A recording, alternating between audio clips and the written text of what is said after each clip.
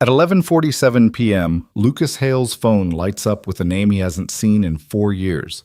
The voice on the other end is barely recognizable, shaking, breaking apart. I didn't know who else to call. Ivy Carter is standing outside in the cold, locked out of a house that was never really hers, afraid of footsteps she can't see but knows are coming. Lucas doesn't hesitate. He grabs his keys, leaves his sleeping daughter with a neighbor, and drives into the night toward a woman he once cared about, unaware that answering this call will unravel everything he thought he understood about safety, control, and what it means to protect someone who's already survived the worst. If you're watching from across the country or around the world, drop your city in the comments. I want to see how far this story travels. And if it hits you somewhere real, hit that like button. Let's get into it. Lucas Hale had always been a light sleeper. It came with the territory. Single father, full-time job, kid who occasionally woke up thirsty or convinced there was a monster in the hallway. So when his phone buzzed on the nightstand at 11:47 p.m., he was already half awake, staring at the ceiling, running through tomorrow's to-do list in his head. He reached for it without looking, expecting a work email or a spam call, but the name on the screen stopped him cold. Ivy Carter. He sat up, blinking hard, like maybe he'd misread it, but no. There it was. A name he hadn't seen in years. A name that belonged to a different version of his life, back when he still went to parties and stayed out late and didn't have a 6-year-old asleep down the hall. He answered. Hello. For a second, there was nothing, just the faint hiss of static and the muffled sound of wind. Then her voice came through, thin and unsteady. Lucas? Yeah. Ivy? I'm sorry. I know it's late. I didn't know who else to call. She sounded wrong, not just upset, fractured, like she was holding herself together with both hands and losing the grip. What's going on? Lucas swung his legs out of bed, already reaching for his jeans. Where are you? She stopped, and he heard her breath catch. I'm outside. I don't have my keys. I can't get in. Outside where?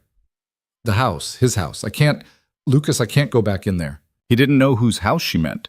Didn't know what had happened or why she was calling him after all this time, but the fear in her voice was real, and that was enough. Stay there, he said. I'm coming. You don't have to. I'm already dressed. Send me the address. She did. He pulled on a shirt, shoved his feet into sneakers, and grabbed his wallet and keys. His daughter, Emma, was asleep in her room, curled up under a blanket covered in cartoon dinosaurs.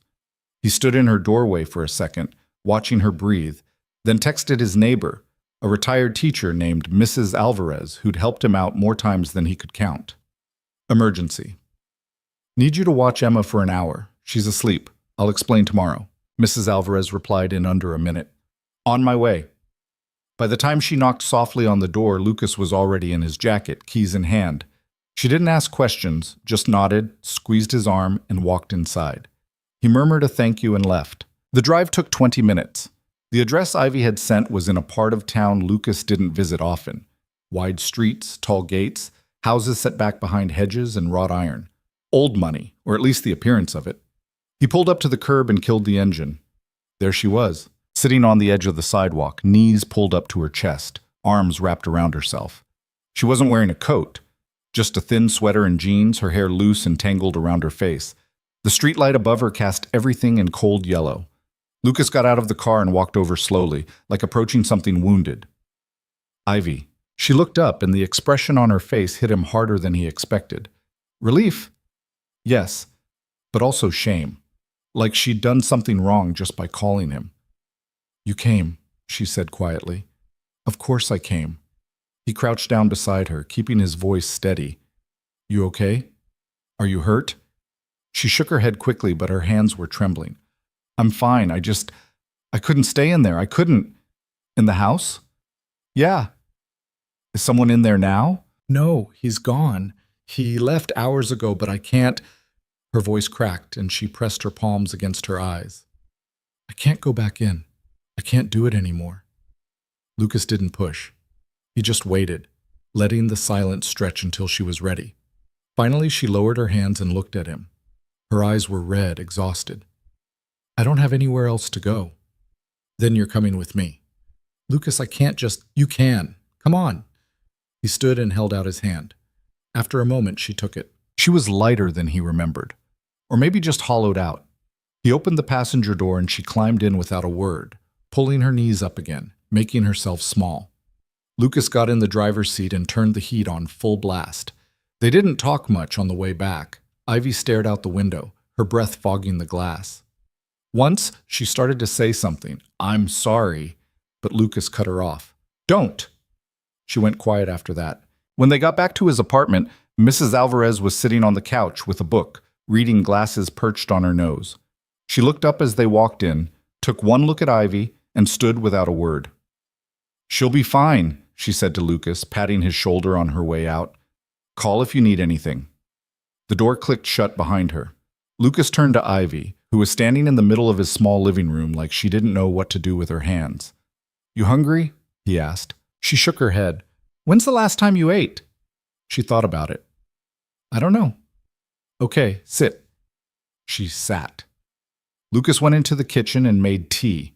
Nothing fancy, just the kind that came in bags, and brought it over with a sleeve of crackers. She took the mug but didn't drink, just held it between her palms, letting the warmth seep in. Lucas sat across from her, leaning forward with his elbows on his knees. He wanted to ask what had happened, who had done this to her, why she'd disappeared from his life in the first place. But she looked so tired, so brittle, that he kept his mouth shut. "Thank you," she said finally. Her voice was barely above a whisper. "You don't have to thank me." "I do." "You didn't have to come, you didn't have to—" She stopped, swallowed hard. "I know it's been a long time." "Doesn't matter." She looked at him then, really looked at him, and something in her face softened. "You haven't changed." "Sure I have. I've got a kid now." That got a ghost of a smile. "I heard. Emma, right?" "Yeah, she's asleep. You'll meet her tomorrow." Ivy nodded, staring down into her tea. "I didn't know where else to go. Everyone else, they wouldn't understand. Or they'd tell me to just deal with it. Or they'd call him." "Who's him?" Her jaw tightened. "Doesn't matter." Lucas wanted to press, but he didn't. Not tonight. Instead, he stood and grabbed a blanket from the closet, tossing it onto the couch. "You can sleep here. Bathroom's down the hall. I'll be in my room if you need anything." She nodded again, pulling the blanket around herself like armor. Lucas turned to go, then stopped. "Ivy?" "Yeah?" "You're safe here, okay?" Her eyes filled, but she blinked the tears back and nodded. Lucas left her there and went to check on Emma. She was still asleep, oblivious, her little fist curled under her chin.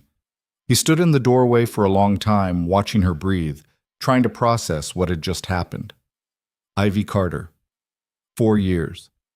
And now she was in his living room, shaking and afraid, looking like someone had taken a hammer to her life. He didn't know what he was walking into, but he knew he couldn't walk away. Yet, the next morning, Lucas woke to the smell of coffee. For a second, he thought he'd imagined it, then remembered. He pulled on a shirt and walked into the kitchen. Ivy was standing at the counter, staring at the coffee maker like it was a puzzle she couldn't solve. She was wearing the same clothes from last night, her hair pulled back in a messy knot. "Morning," Lucas said. She jumped a little, then turned. "Sorry, I didn't know if you'd mind. I couldn't sleep." "It's fine. Help yourself." She poured a cup, hands still shaking slightly. Lucas made himself one too and leaned against the counter, watching her. "Did you sleep at all?" he asked. "A little. Not really." "Nightmares?" She nodded. Before Lucas could say anything else, there was a soft patter of feet in the hallway. Emma appeared, rubbing her eyes, dragging her stuffed dinosaur by one leg. "Daddy?" "Hey, Bug, come here." She shuffled over, still half asleep, and climbed into his arms. Then she noticed Ivy and went still, staring. "Who's that?" "This is Ivy. She's an old friend. She's staying with us for a little while." Emma studied Ivy with the blunt curiosity of a 6-year-old. "Why?" "Because she needed help," Lucas said simply. Emma seemed to accept this. She wriggled out of Lucas's arms and walked over to Ivy, holding up her dinosaur. "This is Mr. Chomps!" Ivy crouched down, meeting Emma at eye level. "He looks very important." "He is. He eats bad guys." "That's good. We need more of those." Emma grinned, and just like that, the tension in the room eased. Lucas watched them, something tight in his chest loosening just a little. Over breakfast, cereal for Emma, toast for the adults. Ivy stayed quiet, but she didn't look as haunted as she had the night before. Emma chattered about school, about her friend Mia, who could do a cartwheel, about the art project she was working on. Ivy listened, nodding in the right places, and Lucas saw something flicker in her expression. Not quite a smile, but close. After Emma went to brush her teeth, Ivy helped Lucas clear the table. "She's sweet," Ivy said. "Yeah, she's the best thing I ever did." Ivy paused, staring down at the plate in her hands. "You're a good dad." "I'm trying." "No, you are." She set the plate down and looked at him. "I mean it." Lucas didn't know what to say to that, so he just nodded. Later, after he'd dropped Emma off at school, he came back to find Ivy sitting on the couch, staring at her phone like it might explode. "You okay?" he asked. She looked up, startled. "He's been calling." "Who?"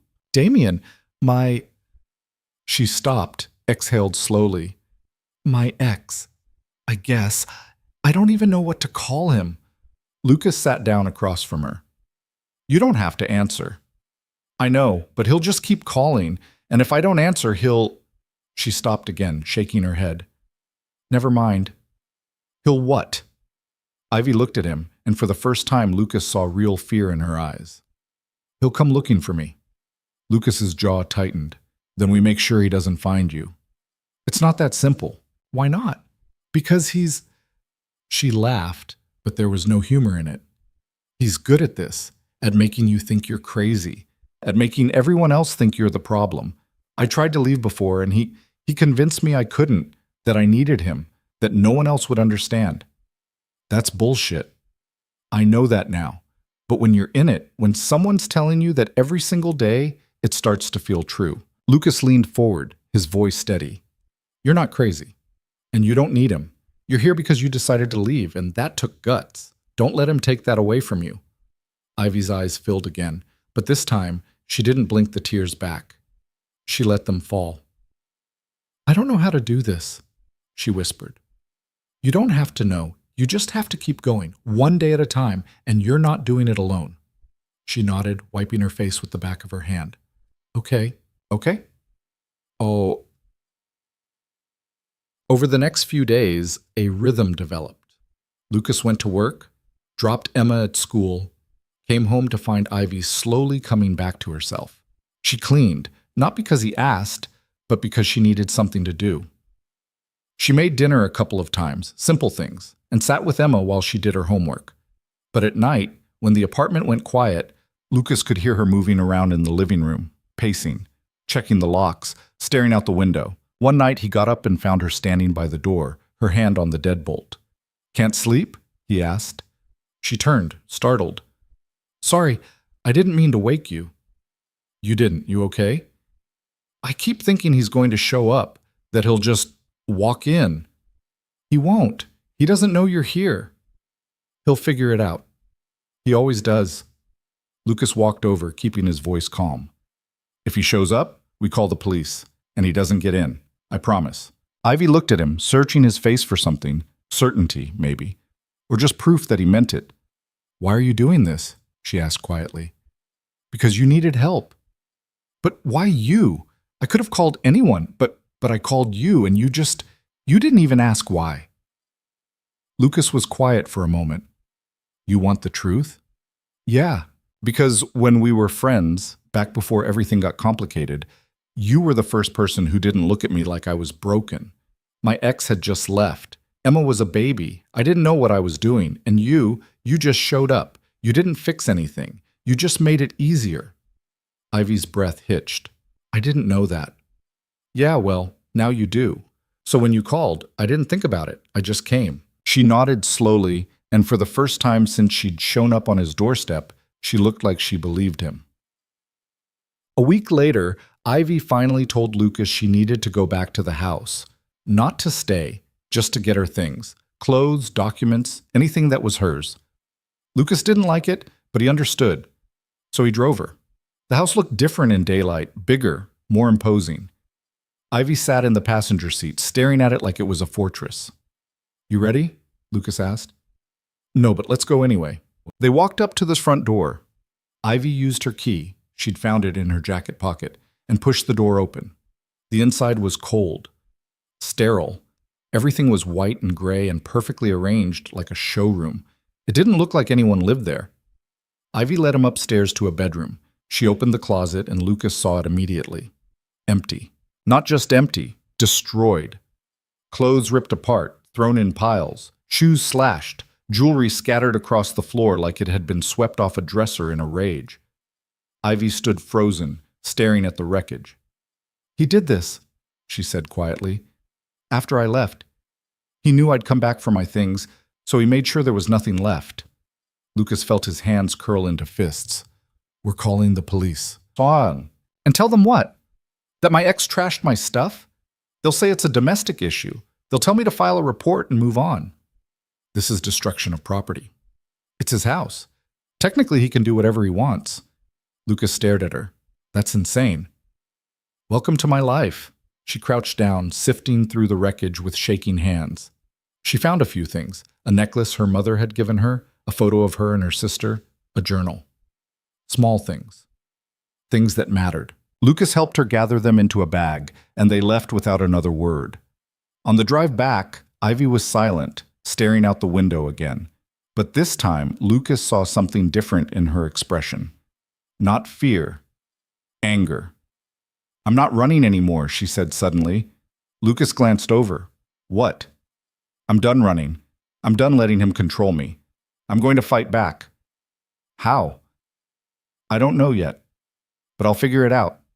She looked at him, and her eyes were hard. "I have to." Lucas nodded. "Then I'm with you." "You don't have to." "I know, but I am." Ivy exhaled slowly, and for the first time in a long time, she smiled. Not a big smile, not a happy one, but real. "Okay," she said, "let's do this." The decision to fight back sounded brave in the moment. But the next morning, sitting at Lucas's kitchen table with a mug of coffee going cold in her hands, Ivy felt the weight of it settle over her like a lead blanket. "I don't even know where to start," she said. Lucas was at the stove, scrambling eggs for Emma, who was coloring at the table with the intense focus only a 6-year-old could muster. He glanced over his shoulder. "Start with what you know, what he did, what you saw. Write it down. And then what? Then we figure out the next step. But you can't build a case if you don't have the facts straight first." Ivy nodded slowly. It made sense. It was logical.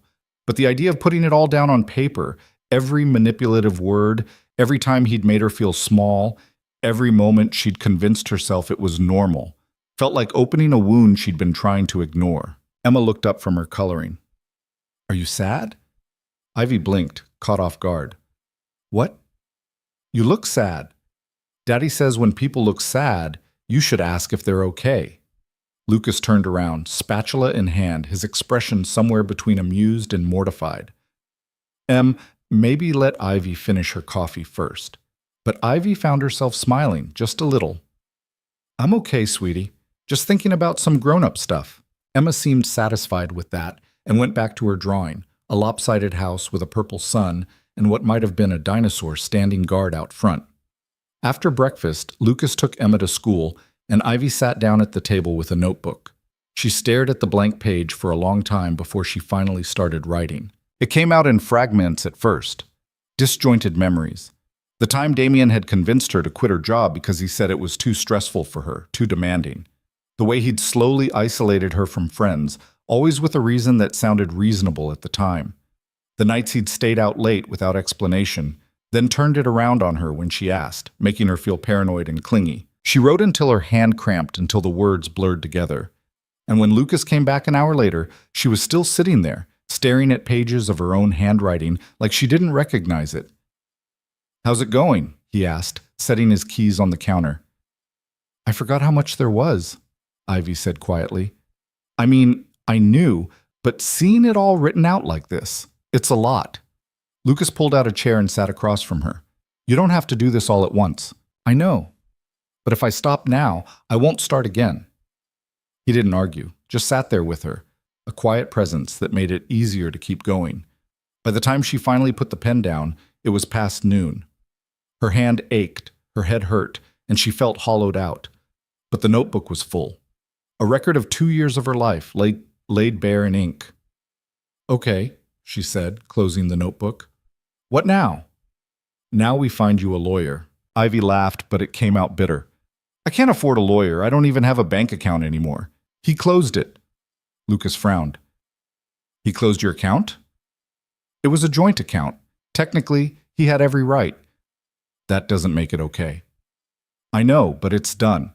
And I don't have the money to fight him in court." Lucas was quiet for a moment, thinking. Then he stood and grabbed his laptop from the living room, bringing it back to the table. "What are you doing?" Ivy asked.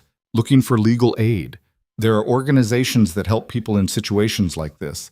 You don't need money, you just need someone who knows what they're doing." Ivy watched as he pulled up search results, scrolling through lists of nonprofits and legal clinics. She felt something twist in her chest. Not quite hope, but close.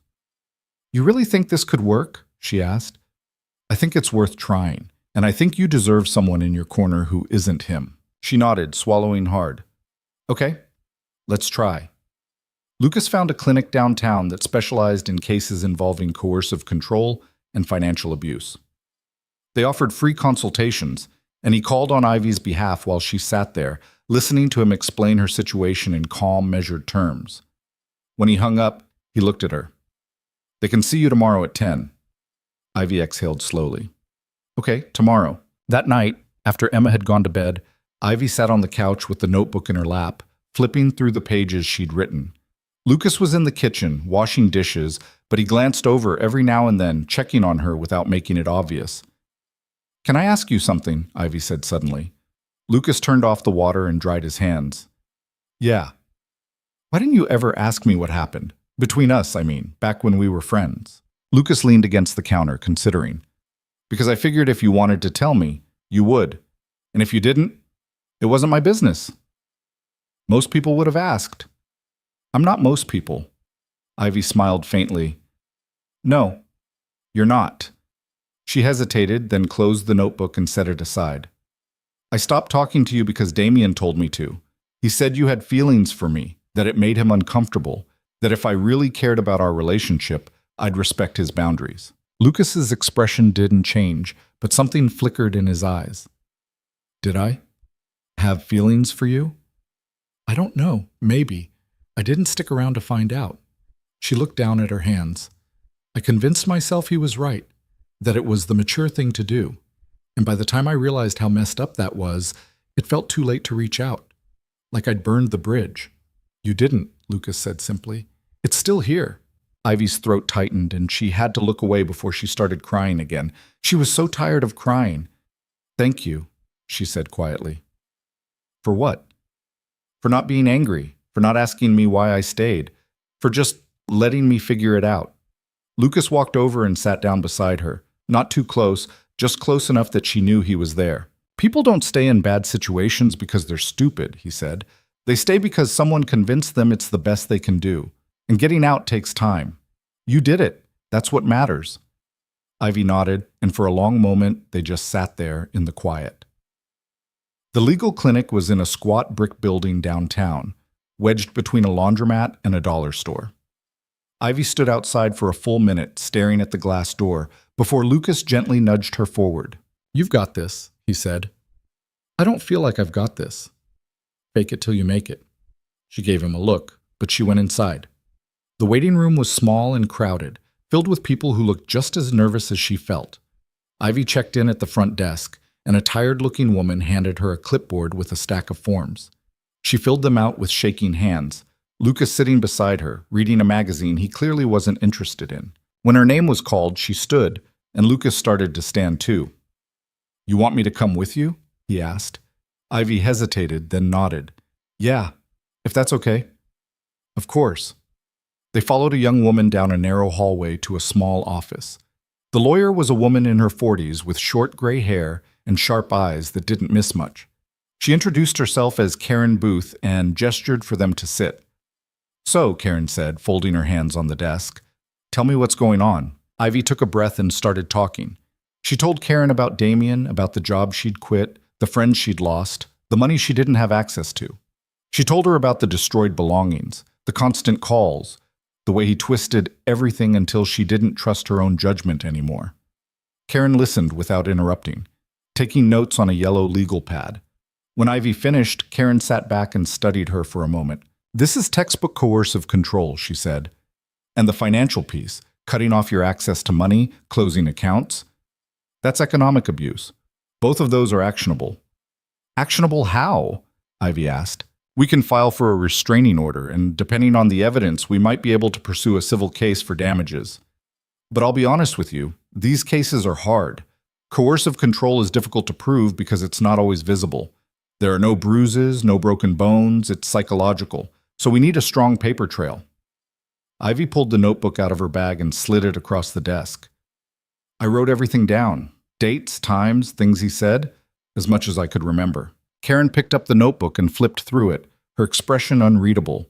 When she looked up, there was something like approval in her eyes. "This is good. This is really good. Do you have anything else? Texts, emails, voicemails?" "Some. He deleted a lot of them from my phone, but I might still have backups." "Get those. Anything you can find. Screenshots, recordings, witness statements from people who saw how he treated you. The more we have, the stronger our case." Ivy nodded, feeling a flicker of something she hadn't felt in a long time. Not hope, exactly, but possibility. Karen leaned forward, her tone softer now. "I'm not going to lie to you, Ivy. This is going to be hard. He's going to fight back. He's going to try to make you look unstable, unreliable. He'll twist the narrative to make himself the victim. But if you're willing to see this through, I'll do everything I can to help you." "I'm willing," Ivy said, and she meant it. Karen smiled. "Good. Then let's get to work." Over the next 2 weeks, Ivy's life became a blur of documentation and preparation. She combed through her email, pulling up old messages she'd archived and forgotten. She reached out to a few old friends, people Damien had pushed out of her life, and asked if they'd be willing to write statements about what they'd seen. Most of them said yes without hesitation. Lucas helped where he could. He let Ivy use his computer, drove her to meetings with Karen, watched Emma when she needed space to think. He didn't hover, didn't push, just stayed steady. One night, after Emma had gone to bed, Ivy was sitting at the kitchen table, scrolling through old texts, when she came across a message from Damien that made her stomach turn. "You're nothing without me. You know that, right?" She stared at it, her chest tight, her hands clenched around the phone. Lucas walked in from the living room, saw her expression, and stopped. "What is it?" She turned the phone toward him without a word. He read the message, his jaw tightening. "When did he send that?" 6 months ago. I tried to leave, packed a bag, told him I was done. He talked me out of it, and then he sent that." Lucas set the phone down carefully, like it might explode. "He's wrong." "I know." "Do you?" Ivy looked at him, and for the first time she realized she did. She wasn't nothing. She'd survived. She'd gotten out. And she was building something new, something that belonged to her. "Yeah," she said. "I do." Lucas nodded, and the tension in his shoulders eased a little. "Good. Because you're one of the strongest people I know." Ivy felt her throat tighten, but she didn't look away. "I don't feel strong." "You don't have to feel it for it to be true." She wanted to argue, to tell him he was giving her too much credit. But the way he was looking at her, steady, certain, made it hard to doubt. "Thank you," she said quietly. "Anytime." The restraining order hearing was scheduled for a Wednesday morning. Ivy barely slept the night before, her mind racing through everything she needed to say, every question Karen had prepped her for. By the time Lucas knocked on the bathroom door to tell her it was time to go, she felt like she might throw up. "You okay?" he asked when she came out. "No, but I'm going anyway." He smiled. "That's the spirit." Karen met them outside the courthouse, a leather bag slung over one shoulder, looking calm and professional in a way that made Ivy feel slightly less like she was walking into a firing squad. "Ready?" Karen asked. "Not even a little." "That's normal. Just stick to what we talked about. Answer the questions, don't get defensive, and don't let him rattle you. I'll handle the rest." Ivy nodded, but her hands were shaking. Inside, the courtroom was smaller than she'd expected. Sterile. Damien was already there, sitting at a table with his own lawyer, a man in an expensive suit who looked like he'd never lost a case in his life. Damien didn't look at her when she walked in, but she could feel his presence like a weight pressing down on her chest. The judge entered and everyone stood. Ivy's legs felt like they might give out, but Lucas was right behind her, close enough that she could feel him there, solid and real. The hearing started and Karen laid out the case with precision. She presented the notebook, the texts, the witness statements. She painted a picture of a man who had systematically stripped away Ivy's autonomy, her confidence, her ability to function independently. Damien's lawyer objected at every opportunity, calling the evidence circumstantial, arguing that Ivy was exaggerating, that she was unstable and manipulative. Ivy sat there, gripping the edge of the table, forcing herself to breathe. Then it was her turn to speak. Karen guided her through it, asking questions that let her tell her story in her own words. Ivy talked about the isolation, the financial control, the way Damien had convinced her she couldn't survive without him. Her voice shook at first, but the more she spoke, the steadier it became. Damien's lawyer cross-examined her, trying to poke holes in her story. He asked why she'd stayed so long if it was really that bad. Why she hadn't gone to the police. Why she'd called Lucas instead of her family. Ivy met his eyes and didn't flinch.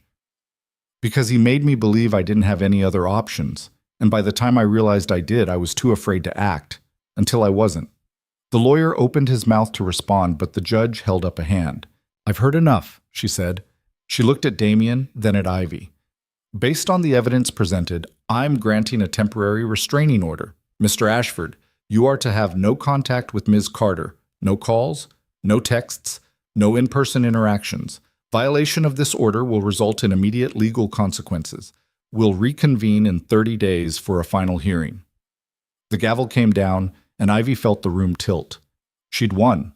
Not the whole fight, not yet, but this round, this moment. Karen squeezed her shoulder and Lucas was there, steady as always. Ivy stood on shaking legs and walked out of the courtroom, leaving Damien behind. Outside, the sun was too bright, the air too cold. Ivy leaned against the courthouse steps, her breath coming in short gasps, and Lucas stood beside her, not saying anything, just letting her process. "I did it," she said finally. "Yeah, you did. I thought I was going to fall apart in there. But you didn't." She looked at him, and for the first time in weeks, she felt something other than fear or anger. She felt proud. "No," she said. "I didn't." Lucas smiled. "Told you. Stronger than you think." Ivy laughed, and it came out shaky but real. "I'm starting to believe you." They stood there for a while, just breathing, letting the weight of the last few weeks settle. Then Lucas checked his watch. "Come on, let's go pick up Emma. She's been asking about you all week." "She has?" "Yeah, she wants to show you the dinosaur painting she made in art class. Apparently it's a masterpiece." Ivy smiled, and it felt easier this time. "I'd like that." They walked to the car, and for the first time since she'd made that call in the middle of the night, Ivy felt like maybe, just maybe, she was going to be okay. That evening, Emma showed Ivy the painting with the seriousness of a gallery curator unveiling a priceless work. It was a T-Rex, or at least Ivy assumed it was, rendered in neon green and purple with teeth that looked more like piano keys. "It's incredible," Ivy said, and she meant it. Emma beamed. "Do you want to paint with me?" Ivy glanced at Lucas, who shrugged. "Fair warning, she takes her art very seriously." "I can handle it." So they sat at the kitchen table, surrounded by construction paper and paint, and for an hour, Ivy forgot about restraining orders and courtrooms, and the fact that her entire life was still in pieces. She just painted, badly, messily, and listened to Emma narrate the epic story of Mr. Chomps the dinosaur and his quest to save the world from evil broccoli. Lucas watched from the counter, smiling in that quiet way he had, and Ivy realized something she hadn't expected. She felt safe here, not just physically, but in a way that went deeper. Like she could breathe without constantly looking over her shoulder. Like she could be herself, messy, uncertain, still figuring it out, and no one was going to punish her for it. When Emma finally got tired and went to wash the paint off her hands, Ivy helped Lucas clean up the table. "Thank you," she said, "for today, for all of this." "You already thanked me." "I know, but I mean it. I don't know what I would have done without you." Lucas set down the paper towels he'd been using and looked at her. "You would have figured it out. You're tougher than you give yourself credit for." "Maybe." But it's easier with you here. He didn't respond right away, just held her gaze, and Ivy felt something shift between them. Something she wasn't ready to name yet, but couldn't quite ignore. Before either of them could say anything else, Emma ran back in, still damp and grinning. "Daddy, can Ivy read me a story tonight?" Lucas raised an eyebrow. "That's up to Ivy." Ivy smiled. "I'd love to." So she did. She sat on the edge of Emma's bed reading a book about a dragon who was afraid of heights, and when Emma finally drifted off mid-page, Ivy sat there for a moment longer, watching her sleep. She thought about what Lucas had said, that she was tougher than she gave herself credit for, and maybe he was right. Maybe she was. But she also knew she didn't have to do this alone anymore, and that made all the difference. The restraining order held for exactly 9 days before Damien found a way around it. Ivy was at the grocery store picking up milk and cereal for Lucas's place when her phone buzzed. She glanced at the screen and froze. It wasn't Damien's number. She'd blocked that weeks ago. But the message was unmistakably his. "You think a piece of paper changes anything? You'll always be mine." Her hands went numb. The phone slipped from her grip and clattered onto the floor. An older woman nearby looked over, concerned, but Ivy barely registered her. She grabbed the phone, her heart hammering, and stared at the message again, like it might disappear if she looked hard enough. It didn't. She left the cart in the middle of the aisle and walked out, her breath coming too fast, her vision tunneling. By the time she got to Lucas's car, she was shaking so hard she couldn't get the key in the ignition. She sat there for a full minute, gripping the steering wheel, trying to pull herself together. Then she called Lucas. He answered on the second ring. "Hey, you okay?" "He texted me." Lucas's tone shifted immediately. "What?" "Damien. He used a different number. He said—" Her voice cracked and she had to stop. "Where are you?" "Parking lot, outside the grocery store." "Stay there, I'm coming." "You don't have to—" "Ivy, stay there." She nodded, even though he couldn't see her, then realized she hadn't answered out loud. "Okay." Lucas showed up 15 minutes later with Emma in the back seat, still in her school uniform. He parked next to Ivy's car and got out, leaving the engine running. Ivy rolled down her window and he crouched beside her, his expression tight with worry. "Let me see the message." She handed him the phone. He read it, his jaw tightening, then handed it back. "We're calling Karen and the police."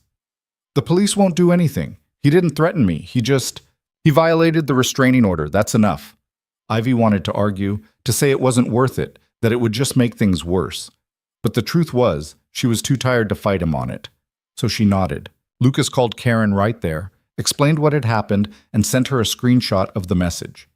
Then he called the non-emergency line and filed a report. The officer on the phone sounded bored, like this was the 10th domestic call of the day, but he took down the details and said someone would follow up. When Lucas finally hung up, he looked at Ivy. "You're not going back to your car alone. Emma and I will follow you home." "Lucas, I'm fine." "You're shaking." She looked down at her hands and realized he was right.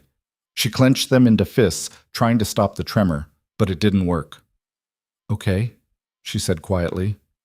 "Okay."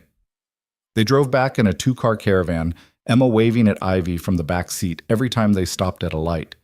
It should have been ridiculous, but somehow it helped. By the time they got back to the apartment, Ivy's hands had stopped shaking. Inside, Lucas made coffee while Emma spread her homework out on the living room floor. Ivy sat at the kitchen table, staring at her phone like it was a live grenade. "He's not going to stop," she said. "The restraining order doesn't matter. He'll just keep finding ways around it." Lucas set a mug in front of her. "Then we make it matter. Karen will file a motion to hold him in contempt. If he keeps this up, he'll end up in front of a judge. And if that doesn't work?" Lucas didn't have an answer for that. He just sat down across from her, his hands wrapped around his own mug, and waited. Ivy took a breath. "What if we're not ready for this? What if I'm not ready?" "You are." "You don't know that." "I do. You've already done the hard part. You left. You filed. You showed up in court and told your story. The rest is just follow-through." Ivy wanted to believe him, but the fear sat heavy in her chest, and she couldn't shake the feeling that Damien was always one step ahead. That night, Karen called back. She'd already filed the contempt motion and scheduled an emergency hearing for the following week. The judge would decide whether Damien had violated the order and what the consequences would be. "Will he go to jail?" Ivy asked. IVT? Probably not, Karen said. Not for a first violation, but it'll go on record. And if he does it again, the penalties get steeper. Ivy closed her eyes. So we just wait. We wait, and we keep documenting everything. If he contacts you again, screenshot it, save it. Don't respond. Don't engage. Let him dig his own grave. After they hung up, Ivy sat on the couch, staring at the ceiling. Lucas was in the kitchen, helping Emma with her math homework, their voices low and easy. It sounded normal, safe, like nothing outside could touch them. But Ivy knew better. 2 days later, Damien showed up. It was a Saturday morning. Lucas had taken Emma to her soccer game, and Ivy was alone in the apartment, folding laundry in front of the TV. She didn't hear the knock at first, just thought it was part of whatever show was playing in the background. But then it came again, louder, more insistent. She froze, a towel half folded in her hands. The knock came a third time, followed by a voice she knew too well. Ivy, I know you're in there. Her stomach dropped. She set the towel down slowly, her hands trembling, and backed away from the door. Ivy, come on. We need to talk. She didn't answer, didn't move, just stood there, her heart pounding so hard she thought it might break through her ribs. I'm not leaving until you open the door. Ivy's breath came in short, shallow gasps. She grabbed her phone and dialed Lucas with shaking hands. He answered immediately. Hey, what's up? He's here. Her voice came out barely above a whisper. What? Damien, he's outside the apartment. He's knocking on the door. Lucas swore under his breath. Do not open that door. I'm calling the police. I'll be there in 10 minutes. Lucas, do not open the door. The line went dead. Ivy stood in the middle of the living room, clutching the phone, listening to Damien's voice on the other side of the door. He wasn't yelling. That was the worst part. He sounded calm, reasonable, like he had every right to be there. Ivy, this is ridiculous. I just want to talk. 5 minutes. That's all I'm asking. She didn't respond. You can't hide from me forever. You know that, right? Her chest tightened. She wanted to scream at him, to tell him to leave, but she couldn't make her voice work. Then she heard it. Footsteps. Moving away from the door, down the hall. Relief flooded through her, so sudden and overwhelming that her knees buckled. She sank onto the couch, pressing her hands to her face, trying to steady her breathing. But the relief didn't last, because a moment later there was a knock on the window. Ivy's head snapped up. The living room window faced the fire escape, and Damien was standing on the other side of the glass, looking in at her. He smiled. Ivy scrambled backward, nearly tripping over the coffee table. Damien raised a hand, tapping on the glass with his knuckles. Come on, Ivy, don't be dramatic. She grabbed her phone again, her hands shaking so badly she could barely unlock it. She pulled up the camera and started recording, holding it up so he could see. Damien's smile faltered. What are you doing? I'm documenting this. You're violating a restraining order. Get away from the window. I'm not doing anything wrong. I'm just trying to talk to you. You're not supposed to be here. Leave. Now. Or what? You'll call the cops? He laughed, but there was no humor in it. They don't care, Ivy. They never do. You think a piece of paper is going to protect you? Ivy's voice came out steadier than she felt. I think you need to leave before you make this worse for yourself. Damien stared at her for a long moment, his expression shifting from amusement to something darker. Then he stepped back, hands raised in mock surrender. Fine. I'll go. But this isn't over. He disappeared from view, and Ivy stood there frozen until she heard the clang of footsteps on the fire escape, fading into the distance. She sank onto the couch, still holding the phone, the recording still running. Her whole body was shaking now, adrenaline flooding her system with nowhere to go. The front door burst open, and Lucas was there, breathless, his eyes scanning the room until they landed on her. Are you okay? Did he hurt you? Ivy shook her head. He left. Just now. He was on the fire escape. Lucas's face went pale with fury. He what? I recorded it.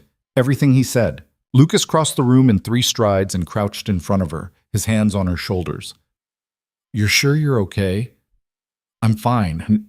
He didn't touch me. He wouldn't leave.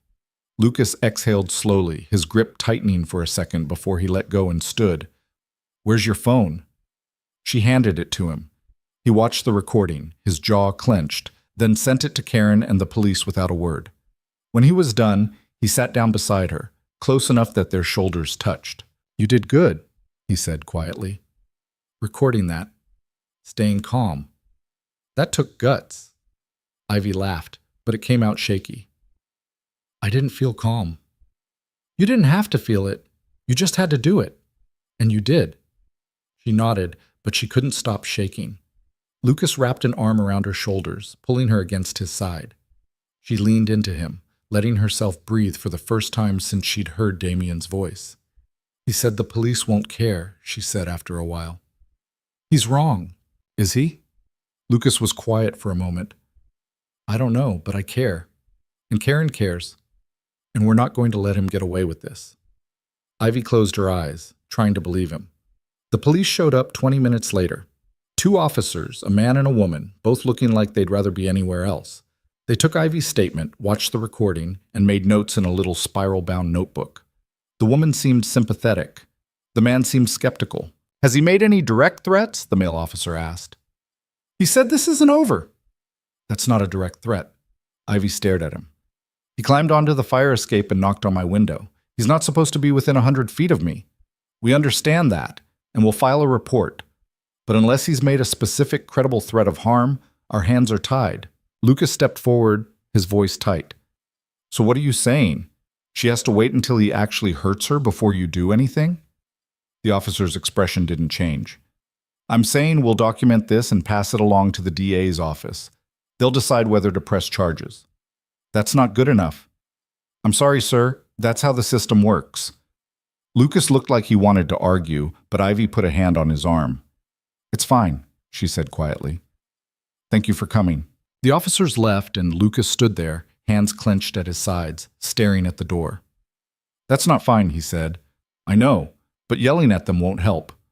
Lucas turned to her, frustration radiating off him in waves. So what do? We keep going. We show up to the hearing, we let Karen do her job, and we hope it's enough. Lucas didn't look convinced, but he nodded. That night, after Emma had gone to bed, Ivy sat on the couch with her notebook, adding today's events to the growing list. Lucas sat across from her, reading something on his phone, but she could tell he wasn't really paying attention. Can I ask you something? She said. He looked up. Yeah. Why are you doing this, really? Lucas set his phone down. I already told you. I know, but I need to hear it again. He was quiet for a moment, like he was choosing his words carefully. Because you didn't deserve what happened to you. And because no one should have to go through this alone. That's not an answer. It's the only one I've got. Ivy studied him, searching his face for something she couldn't quite name. Do you ever regret it? Letting me stay here? No? Not even a little? Not even a little. She wanted to believe him, and maybe for the first time she did. The emergency hearing was scheduled for Thursday. Karen prepped Ivy over the phone, going through what to expect, what questions might come up, how to stay focused. He's going to try to spin this, Karen said. He'll say he was just trying to talk to you, that you're overreacting, that the restraining order is unfair. Don't let him get in your head. I won't. Good. And Ivy? Bring the recording. That's our smoking gun. The courtroom was the same as before, but this time the stakes felt higher. Damien was already there when they arrived, sitting at the defense table in a suit that probably cost more than Ivy's rent. He looked calm, composed, like this was just another inconvenience in his day. Ivy sat down next to Karen, and Lucas took a seat in the gallery behind her. She could feel Damien's eyes on her, but she didn't look at him. She kept her gaze forward, her hands folded in her lap, breathing slow and steady. The judge entered, and the hearing began. Karen presented the evidence methodically. The text message, the recording from the fire escape, the police report. She argued that Damien had willfully and knowingly violated the restraining order, and that his behavior posed a continued threat to Ivy's safety. Damien's lawyer countered with a performance that was almost impressive in its audacity. He claimed Damien had simply been trying to have a civil conversation, that he didn't realize approaching the apartment constituted a violation, that Ivy was exaggerating the situation to paint him in a bad light. My client has been nothing but respectful, the lawyer said. He's followed every legal avenue available to him. Ms. Carter, on the other hand, has weaponized the court system to punish him for a relationship that simply didn't work out. Ivy's hands clenched in her lap, but she forced herself to stay still. Then it was Damien's turn to speak. He stood, smooth and confident, and addressed the judge with the kind of calm authority that had convinced Ivy, once upon a time, that he was someone worth listening to. Your Honor, I want to be clear. I have nothing but respect for Ivy. I care about her. I always have. And I'm concerned about her well-being. She's been staying with someone she barely knows, making decisions that I don't think are in her best interest. I went to the apartment because I was worried. That's all. Ivy felt something cold settle in her chest. He sounded so reasonable, so sincere, and for a second she could see how someone who didn't know the whole story might believe him. But then Karen stood. Your Honor, may I present Exhibit C? She played the recording. Damien's voice filled the courtroom, calm and chilling. You can't hide from me forever. You know that, right? The judge's expression shifted. Karen let the recording play all the way through, then paused. Does that sound like concern for Ms. Carter's well-being? Or does it sound like intimidation? Damien's lawyer opened his mouth to object, but the judge held up a hand. I've heard enough. She looked at Damien, and her tone was ice. Mr. Ashford, you were explicitly ordered to have no contact with Ms. Carter. You sent her a text message from a different number. You showed up at her residence. You climbed onto a fire escape and knocked on her window. That is not concern. That is harassment, and it stops now. Damien's calm facade cracked just for a second. I'm extending the restraining order for another 6 months, the judge continued, and I'm adding a clause. If you violate it again, even once, you will be held in contempt and face jail time. Do I make myself clear? Damien's jaw tightened, but he nodded. Yes, Your Honor. Good. This hearing is adjourned. The gavel came down, and Ivy felt the tension drain out of her all at once. She sagged in her chair, and Karen put a hand on her shoulder. You did it, Karen said quietly. Ivy nodded, but she couldn't speak. Lucas was there a moment later, helping her to her feet. They walked out of the courtroom together, and this time Ivy didn't look back. Outside, the air was crisp and cold, and Ivy stood on the courthouse steps, letting it fill her lungs. 6 months, she said. 6 months, Lucas echoed. What if he doesn't stop? Then we'll deal with it. But for now, you're safe. Ivy looked at him, and for the first time in weeks, she felt like maybe that was true. They went home, and that night, after Emma had gone to bed, Ivy sat on the couch with Lucas, the notebook in her lap. I think I'm done writing in this, she said. Lucas glanced over. Yeah? Yeah. I don't need to keep track anymore. It's over. It's not over yet. The final hearing is in 6 months. I know, but this part is. The part where I was just surviving. I'm ready to start living again. Lucas smiled. Good. You deserve that. Ivy closed the notebook and set it aside. And for the first time in a long time, she believed him. The weeks that followed the contempt hearing felt different. Not easier exactly. Ivy still woke up some nights with her heart racing, convinced she'd heard Damien's voice outside the window. But the sharp edge of fear had dulled into something more manageable. She could breathe again without feeling like her lungs were closing up. She started looking for work. Nothing fancy at first, just something to get her back on her feet. Karen had connected her with a nonprofit that helped people rebuild after abusive relationships, and they'd offered her a part-time administrative position. It wasn't much, but it was hers. Money she earned. Independence she controlled. Lucas drove her to the interview, waited in the parking lot, and when she came out with the job, he'd grinned like she'd won the lottery. Told you, he'd said. Told me what? That you'd figure it out. She'd rolled her eyes, but she couldn't stop smiling. Emma had been thrilled when Ivy told her she'd gotten a job. She'd made a congratulations card out of construction paper, complete with glitter and a drawing of what might have been ivy, or possibly a very tall flower. Ivy had taped it to the fridge, and every time she saw it, something in her chest loosened a little more. Life was starting to feel normal, or at least a version of normal she could live with. But Damien wasn't done. It started small. A car that looked like his parked across the street from Lucas's building. A missed call from an unknown number that rang once and hung up. Things that could have been coincidence but felt deliberate. Ivy didn't say anything at first. She told herself she was being paranoid, that the restraining order was working, that Damien had finally gotten the message. But the feeling wouldn't go away. Then, 3 weeks after the contempt hearing, Emma came home from school upset. Lucas noticed it first. She was quiet during dinner, pushing her food around her plate without eating, her usual chatter replaced by silence. Em, you okay? He asked. She shrugged. Did something happen at school? Another shrug. Lucas exchanged a glance with Ivy, who set down her fork and leaned forward. Emma, sweetheart, you can tell us. Whatever it is. Emma looked up, her eyes shiny with unshed tears. There was a man. Ivy's stomach dropped. Lucas's voice went very calm, very steady. What man? Outside school. When we were waiting for you to pick me up, he was standing by the fence and he was looking at me. What did he look like? Emma thought about it. Tall. He had dark hair, and he smiled at me, but it was a weird smile, like he knew me, but I didn't know him. Ivy felt the blood drain from her face. She looked at Lucas, and she could see the same realization settling over him. Did he say anything to you? Lucas asked, his voice still calm, but his knuckles white around his fork. No. Miss Caroline came over and asked if he needed help, and he just walked away. Lucas exhaled slowly. Okay, you did the right thing by telling me. If you ever see that man again, you tell a teacher right away, and you don't go anywhere near him. Understand? Emma nodded, her eyes wide.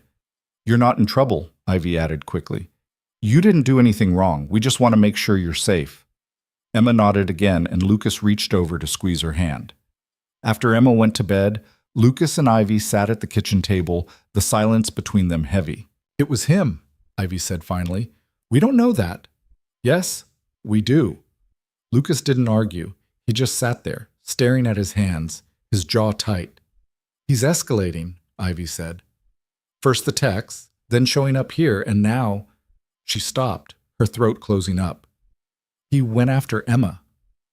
He didn't go after her. He was at her school, Lucas. He was watching her. That's not a coincidence. Lucas stood abruptly, pacing to the window and back. I'm calling Karen and the police. Again. They won't do anything. He didn't touch her. He didn't even talk to her.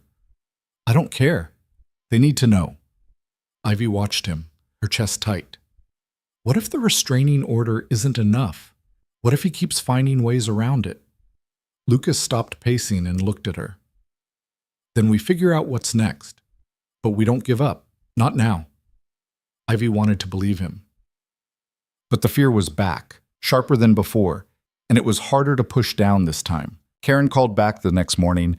She'd already filed another motion to extend the restraining order and include Emma as a protected party. But she was blunt about the limitations. Unless he makes a direct threat or physically harms someone, the court's hands are tied, she said. I know that's not what you want to hear, but it's the reality. So what do we do? Ivy asked. You keep documenting, you keep reporting, and you prepare for the final hearing. That's where we make our case, not just for the restraining order, but for a permanent injunction. If we can prove a pattern of behavior, we have a shot. Ivy hung up and sat on the couch, staring at nothing. Lucas was at work, and Emma was at school. The apartment was quiet, and Ivy felt the weight of it pressing down on her. She'd thought she was done being afraid. She'd thought the hard part was over, but it wasn't, and maybe it never would be. The next few days were a blur of police reports and legal paperwork. The school agreed to add extra security during pickup and drop-off times. Lucas started working from home more often, unwilling to leave Ivy and Emma alone for too long. Ivy hated it. Hated that Damien's shadow was still looming over them. Hated that Lucas's life was being turned upside down because of her. Hated that Emma was caught in the middle of something she didn't deserve. One night, after Emma had gone to bed, Ivy found Lucas in the kitchen, staring at his laptop with a look of frustration she'd never seen before. What's wrong? She asked. He glanced up, then closed the laptop. Nothing. Work stuff. Lucas, he sighed, I'm behind on a project. My boss is asking why I'm working from home so much, and I don't know what to tell him. Ivy's chest tightened. You should tell him the truth. I'm not going to… You should, because this is affecting your job, and that's not fair to you. Lucas stood, crossing his arms. You think I care about that right now? You think I'm worried about a deadline when some psychopath is stalking my kid's school? He's not stalking your kid. He's stalking me, and you're paying the price for it. That's not how I see it. Then how do you see it? Lucas was quiet for a long moment. Then he said, I see someone who needed help, and I'm glad I could give it. I see someone who's been through hell and is still standing, and I see someone I care about. So yeah, work can wait. Ivy felt her throat tighten. I don't know what to say to that. You don't have to say anything. She looked at him, and the space between them felt charged with something she couldn't name. Something that had been building for weeks, maybe longer. Lucas. The moment shattered when his phone buzzed on the counter. He glanced at it, and his expression shifted. It's the school. He answered, and Ivy watched as his face went pale. We'll be right there, he said, then hung up. What happened? Someone tried to pick up Emma, said he was a family friend. The teacher didn't recognize him, so she refused. But Emma saw him through the window. Ivy felt the floor tilt. Was it? She said it looked like the man from before. They were in the car in under 2 minutes, Lucas driving faster than he should have, his hands white-knuckled on the wheel. Ivy sat in the passenger seat, her mind racing through a dozen worst-case scenarios. When they got to the school, Emma was sitting in the principal's office with her teacher, Miss Caroline, who looked shaken. Emma ran to Lucas the moment she saw him, wrapping her arms around his waist. I'm okay, Daddy. I didn't go with him. Lucas crouched down, holding her tight. I know, Bug. You did exactly the right thing. The principal, a stern woman in her 50s, filled them in. A man had approached the front desk claiming to be picking up Emma on behalf of her father. When the receptionist asked for ID, he'd gotten defensive and left. The school had already called the police. Ivy felt nauseous.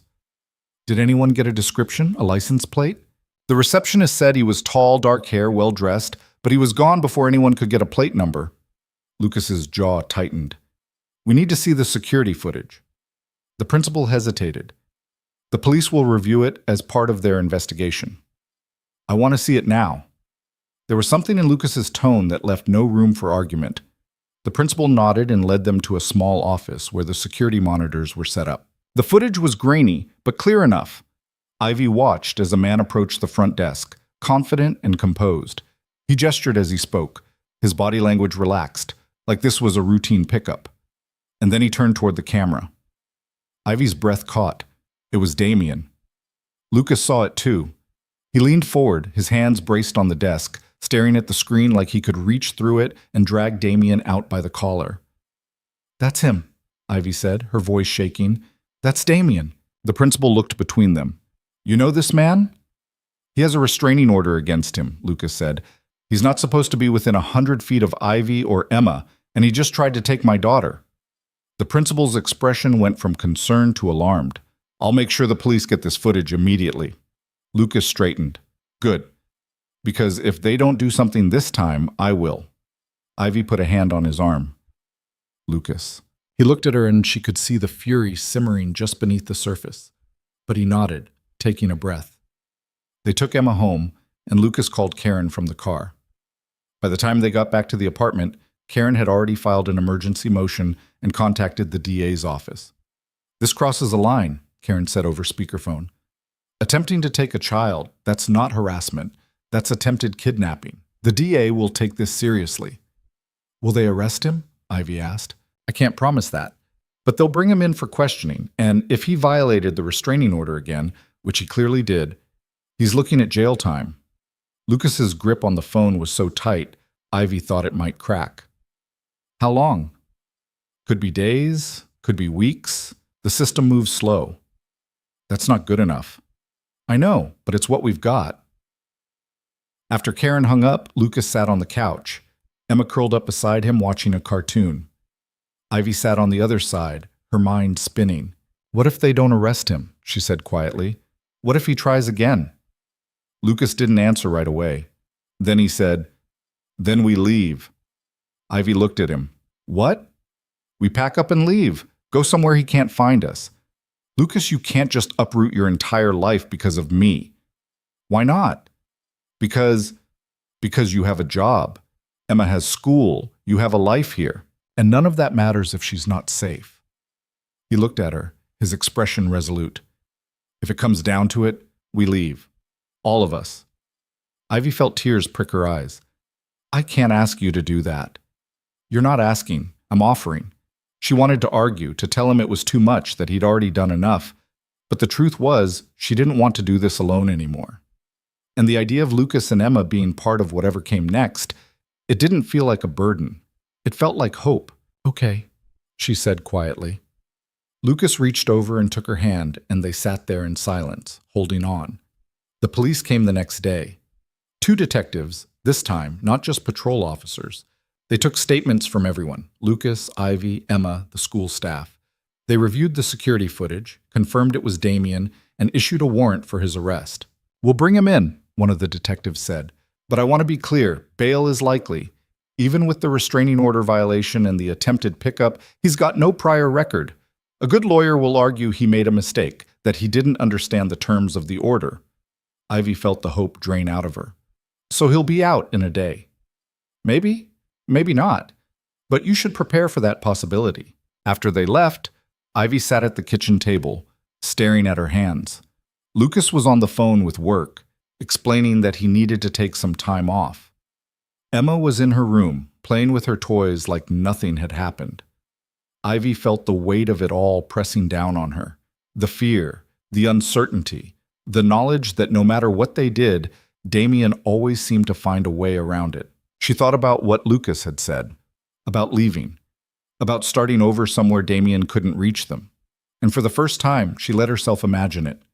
A new city, a new life, a future that didn't include looking over her shoulder every time she left the house. It felt impossible, but so had leaving in the first place. And she'd done that. Maybe she could do this too. Lucas came back into the kitchen, setting his phone down. "Okay, I've got 2 weeks off. After that, we'll figure it out." Ivy looked at him. "Are you sure about this?" "About what?" "All of it. Helping me. Putting your life on hold, risking—" She stopped, her voice breaking. "Risking Emma." Lucas pulled out a chair and sat down across from her. "Emma's not at risk because of you. She's at risk because some guy doesn't know how to let go. And yeah, I'm sure about all of it." Ivy nodded, blinking back tears. "I don't know how to thank you." "You don't have to." "I do.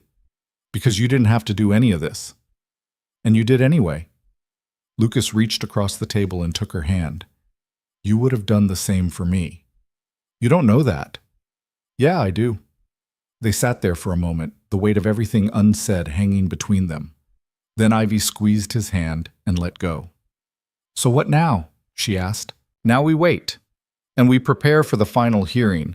Karen says it's in 2 weeks. 2 weeks? Yeah. And then this is over.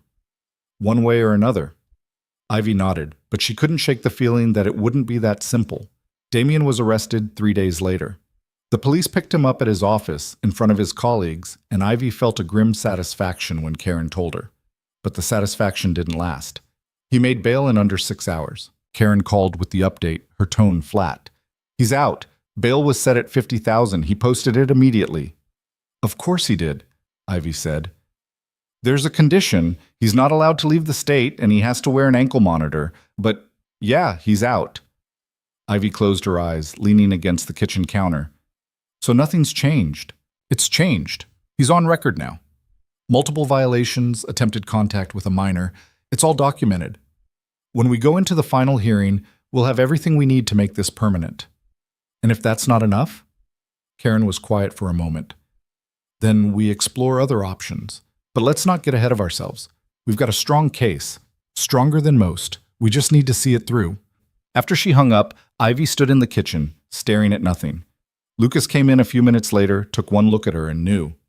"He's out." "Yeah."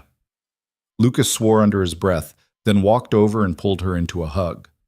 Ivy let herself lean into him, just for a moment, feeling the steady rise and fall of his breathing. "We're going to get through this," he said quietly. "I want to believe that." "Then believe it. Because it's true." Ivy pulled back, looking up at him. "What if it's not?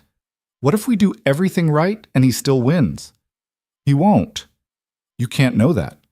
"No, but I can choose to believe it anyway, and so can you." Ivy wanted to argue, but she was too tired, so she just nodded and let him hold her a little longer. The final hearing was set for a Tuesday morning. Ivy barely slept the night before, running through everything Karen had told her, everything she needed to say, every question she might be asked. Lucas stayed up with her, sitting at the kitchen table with a cup of coffee he wasn't drinking, just being there. "You're going to do great," he said at one point. You don't know that. Yeah, I do. You've already done the hardest part. This is just the finish line. Ivy looked at him, and something in his calm certainty made her believe it, just a little. The next morning, they got up early. Lucas made breakfast, Emma ate her cereal in sleepy silence, and Ivy tried not to throw up. Mrs. Alvarez came over to watch Emma, and Lucas and Ivy drove to the courthouse together. Karen met them outside, her expression calm and focused. "Ready?" she asked. Ivy nodded, even though she wasn't. "Good. Let's go win this." They walked into the courtroom, and Ivy felt the weight of it settle over her. This was it, the moment everything came down to. Damien was already there, sitting with his lawyer, looking as composed as ever. He glanced at her when she walked in, and for a second their eyes met. Ivy didn't look away. She sat down next to Karen, Lucas right behind her, and waited for the judge to enter. And when the gavel came down, she took a breath and prepared to fight. The judge was the same woman from before. Judge Marilyn Torres, her nameplate read. She had the kind of face that didn't give anything away, the kind that had seen too many cases like this to be shocked by much anymore. She settled into her seat, adjusted her glasses, and looked down at the file in front of her. "We're here for the final hearing on the restraining order petition filed by Ms. Ivy Carter against Mr. Damien Ashford," she said. "Ms. Booth, you may proceed." Karen stood, smoothing down her jacket, and began laying out the case with the precision of someone who'd done this 100 times. She walked the judge through the timeline, the initial incident, the restraining order, the violations, the escalation. She presented the texts, the recordings, the police reports. She called attention to the school incident, the security footage, the fact that Damien had attempted to gain access to a child who wasn't even his. "This is not a case of miscommunication or a relationship gone sour," Karen said. "This is a deliberate, systematic campaign of control and intimidation. Mr. Ashford has shown, repeatedly, that he will not respect boundaries, he will not respect the law, and he will not stop unless this court intervenes." Damien's lawyer, a man named Gregory Hale, who looked like he charged by the minute, stood and countered with the same smooth confidence he'd shown before. He painted Damien as a concerned ex-partner, someone who'd made mistakes but had no malicious intent. He argued that the restraining order was overly broad, that Ivy was exaggerating the threat, that Damien had simply been trying to have a conversation. "My client has complied with every legal requirement placed on him," Hale said. "He wore the ankle monitor. He stayed within state lines. Yes, there were missteps, but those missteps were born out of concern, not malice. Ms. Carter has painted him as a monster, but the evidence simply doesn't support that narrative." Ivy sat there, her hands clenched in her lap, listening to him twist everything into something unrecognizable. She wanted to scream, to stand up and tell the judge that none of it was true, but Karen had prepared her for this, had told her to stay calm, to let the evidence speak. So she stayed quiet. Then Karen called her to the stand. Ivy stood, her legs shaking, and walked to the witness box. She was sworn in, and Karen guided her through the testimony with the same steady calm she'd shown from the beginning. "Ms. Carter, can you describe your relationship with Mr. Ashford?" Ivy took a breath. "We were together for 2 years. At first it was good. He was charming, attentive, but over time things changed. He became controlling. He didn't like me seeing my friends, so I stopped. He didn't like my job, so I quit. He convinced me I couldn't manage my own money, so he took over the finances, and by the end, I didn't recognize myself anymore." "When did you realize you needed to leave?" "When I looked in the mirror one day and didn't know who I was looking at. I'd become this hollow version of myself, and I knew if I stayed, I'd disappear completely." Karen nodded. "And when you left, what happened?" "He didn't let me go. He called constantly. He showed up at places he knew I'd be. He destroyed everything I owned, and when I got the restraining order, he just found ways around it." "Can you describe the incident at the school?" Ivy's voice wavered, but she kept going. "He tried to pick up Emma, Lucas's daughter. She's 6 years old. He told the school he was a family friend, and when they wouldn't let him take her, he left. But Emma saw him, and she was scared." Hale stood. "Objection, Your Honor. Ms. Carter wasn't present at the school. This is hearsay." Judge Torres looked at Karen. "Ms. Booth? The school principal and the security footage both corroborate the incident, Your Honor. Ms. Carter's testimony is relevant to the pattern of behavior."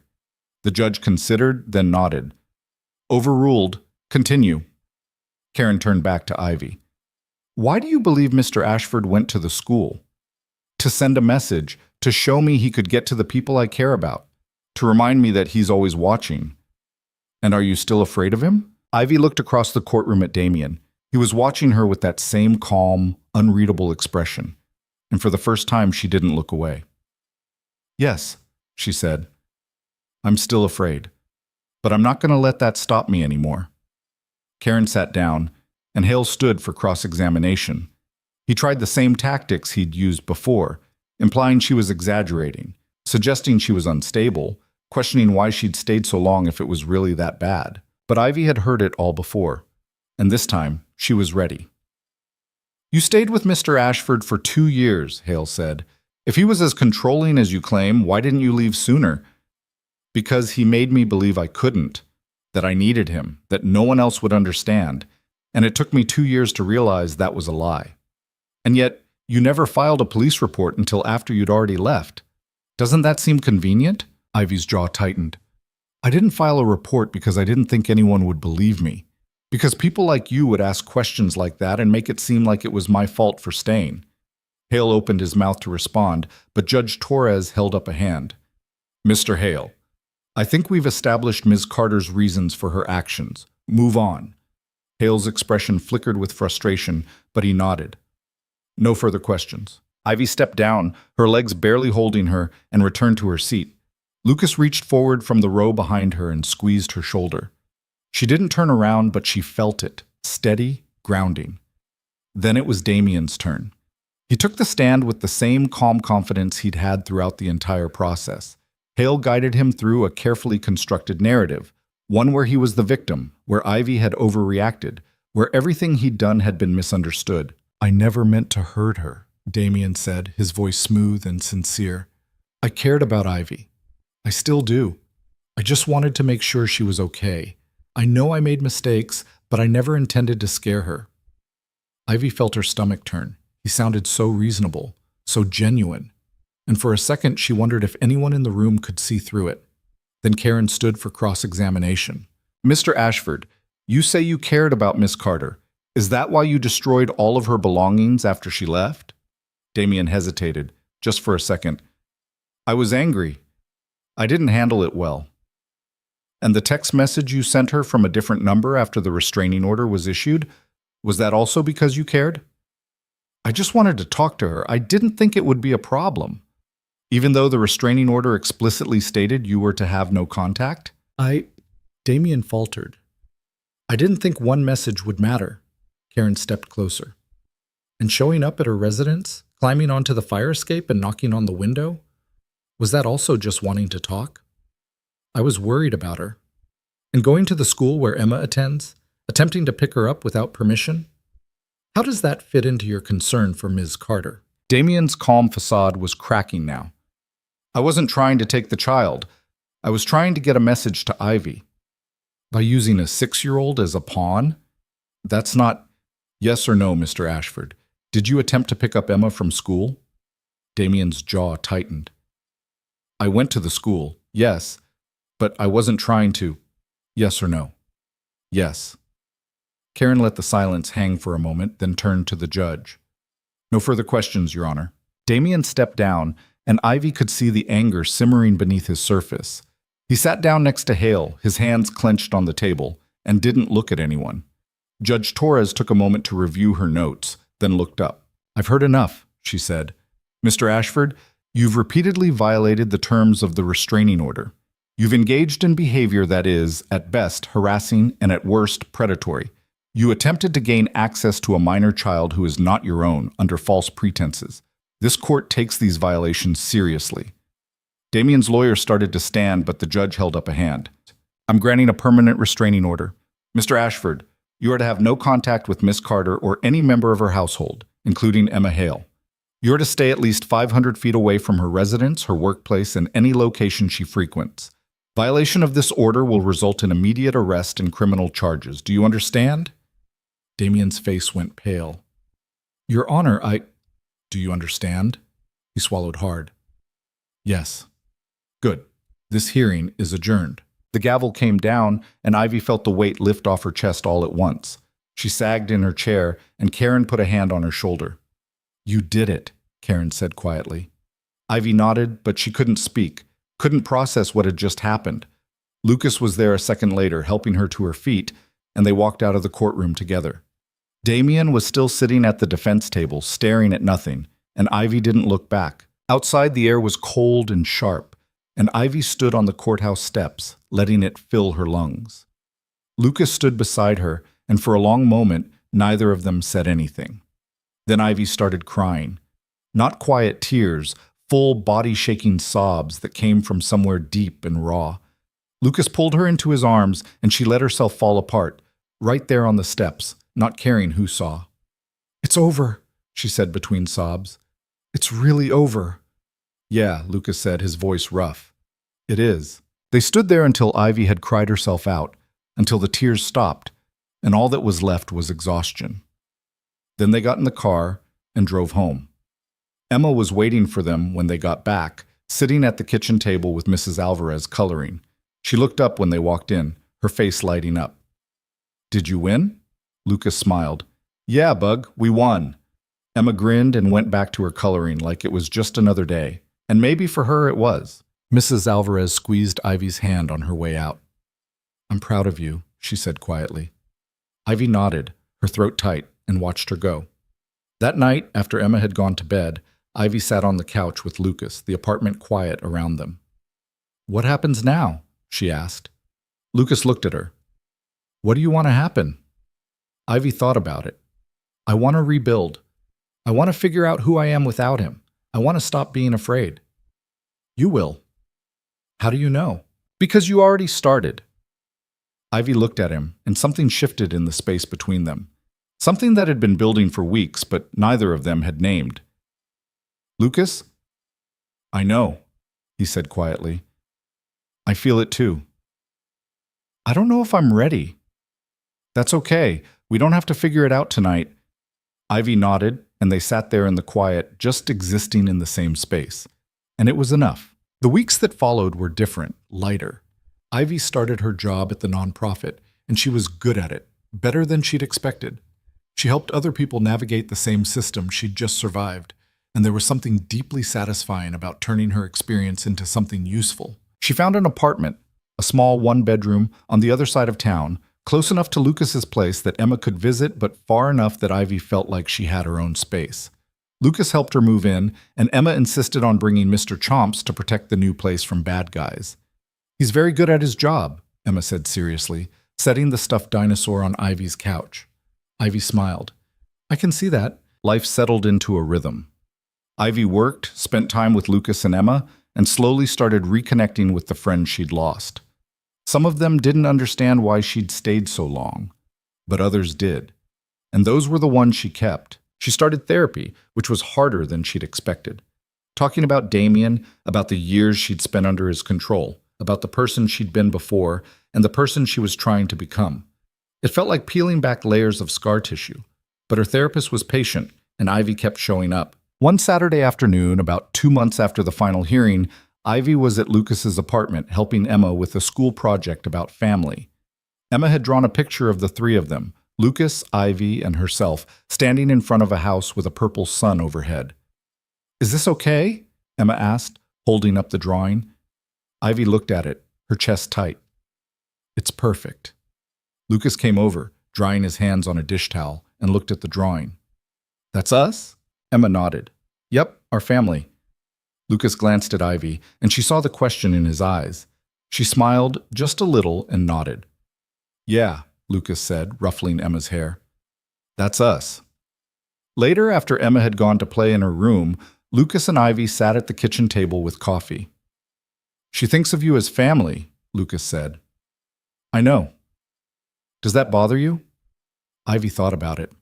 "No, it doesn't." Lucas reached across the table and took her hand. "Good. Because I think of you that way too." Ivy felt her throat tighten. "Lucas, I don't want to mess this up. I don't want to hurt you or Emma if I'm not ready." "Then we'll take it slow." "As slow as you need, but I'm not going anywhere." Ivy looked at him, and for the first time in a long time, she let herself believe it, believe that this could work, that she could have this. Okay, she said. Slow. Lucas smiled. Slow. They sat there, hands linked across the table, and Ivy felt something settle in her chest.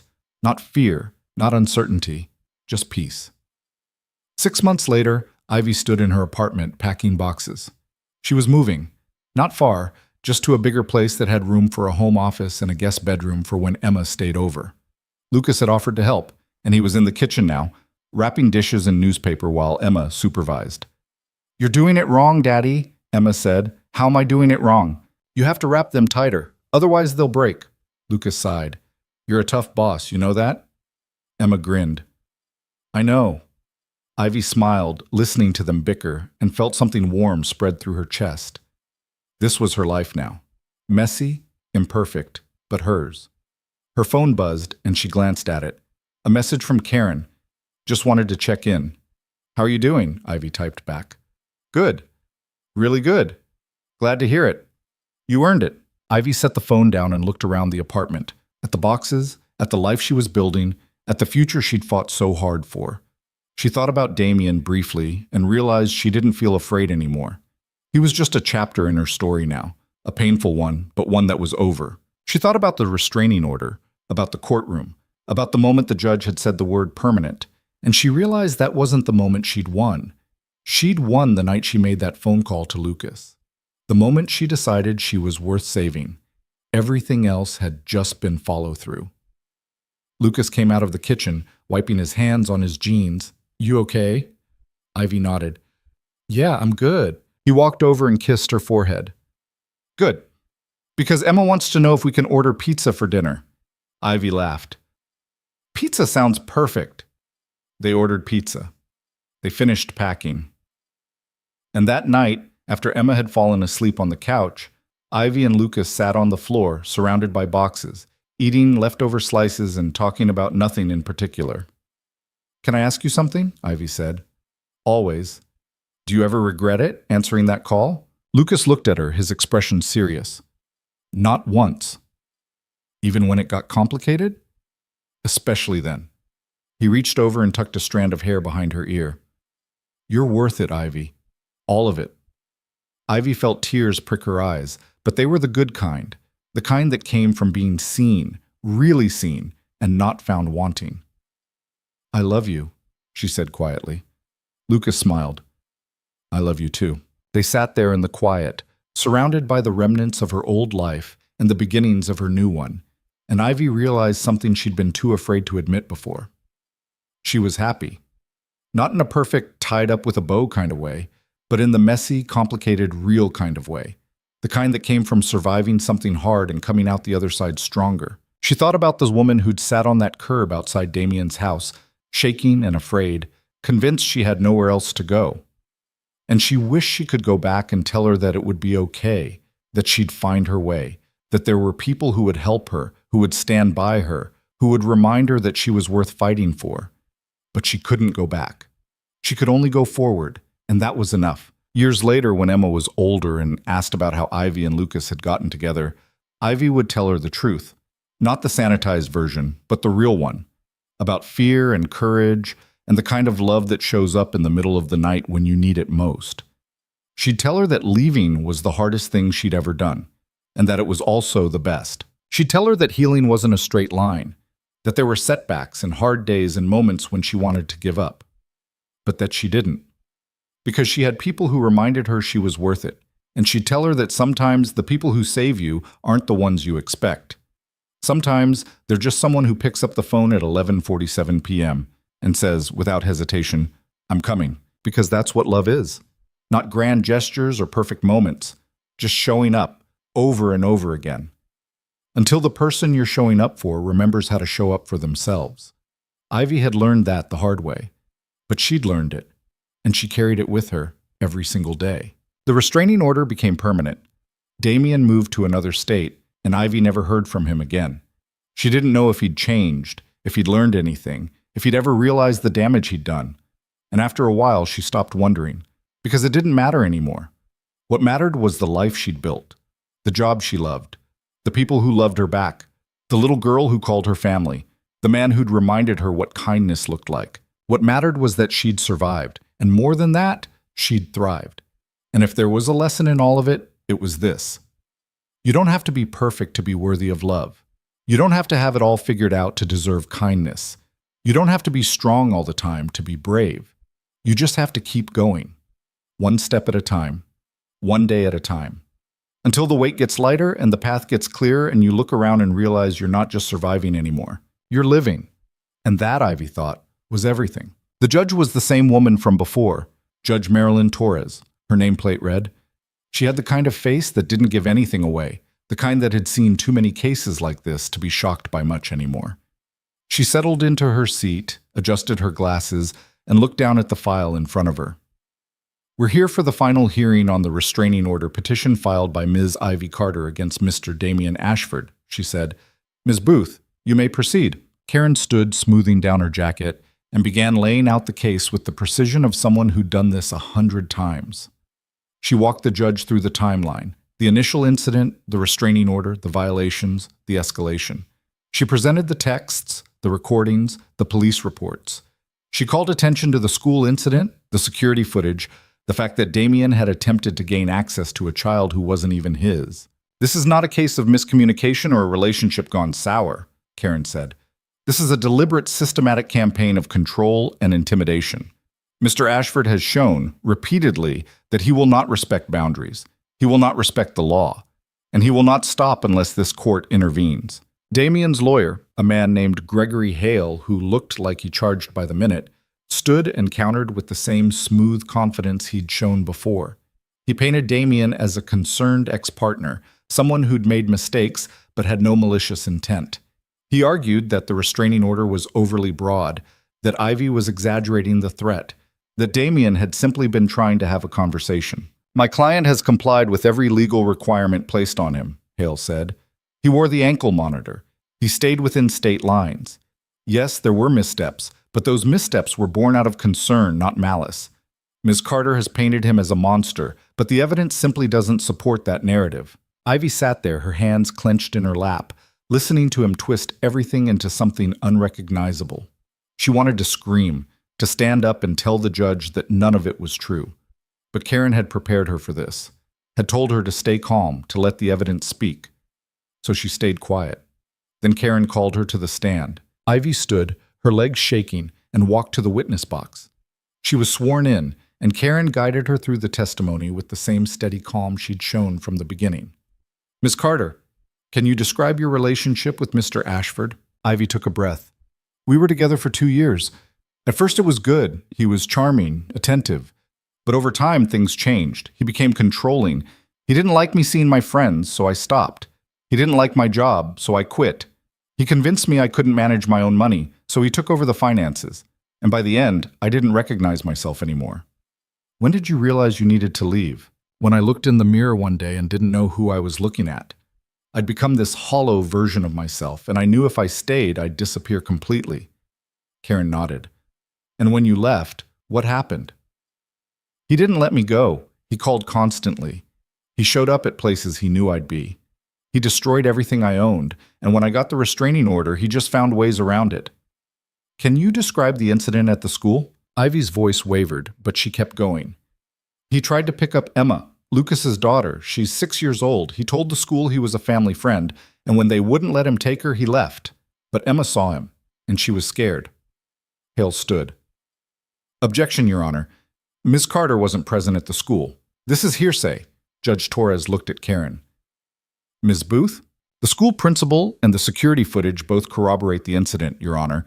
Ms. Carter's testimony is relevant to the pattern of behavior. The judge considered, then nodded. Overruled. Continue. Karen turned back to Ivy. Why do you believe Mr. Ashford went to the school? To send a message. To show me he could get to the people I care about. To remind me that he's always watching. And are you still afraid of him? Ivy looked across the courtroom at Damian. He was watching her with that same calm, unreadable expression. And for the first time, she didn't look away. Yes, she said, I'm still afraid. But I'm not going to let that stop me anymore. Karen sat down and Hale stood for cross-examination. He tried the same tactics he'd used before, implying she was exaggerating, suggesting she was unstable, questioning why she'd stayed so long if it was really that bad. But Ivy had heard it all before, and this time she was ready. You stayed with Mr. Ashford for 2 years, Hale said. If he was as controlling as you claim, why didn't you leave sooner? Because he made me believe I couldn't, that I needed him, that no one else would understand, and it took me 2 years to realize that was a lie. And yet, you never filed a police report until after you'd already left. Doesn't that seem convenient? Ivy's jaw tightened. I didn't file a report because I didn't think anyone would believe me. Because people like you would ask questions like that and make it seem like it was my fault for staying. Hale opened his mouth to respond, but Judge Torres held up a hand. Mr. Hale, I think we've established Ms. Carter's reasons for her actions. Move on. Hale's expression flickered with frustration, but he nodded. No further questions. Ivy stepped down, her legs barely holding her, and returned to her seat. Lucas reached forward from the row behind her and squeezed her shoulder. She didn't turn around, but she felt it, steady, grounding. Then it was Damien's turn. He took the stand with the same calm confidence he'd had throughout the entire process. Hale guided him through a carefully constructed narrative, one where he was the victim, where Ivy had overreacted, where everything he'd done had been misunderstood. I never meant to hurt her, Damien said, his voice smooth and sincere. I cared about Ivy. I still do. I just wanted to make sure she was okay. I know I made mistakes, but I never intended to scare her. Ivy felt her stomach turn. He sounded so reasonable, so genuine, and for a second she wondered if anyone in the room could see through it. Then Karen stood for cross-examination.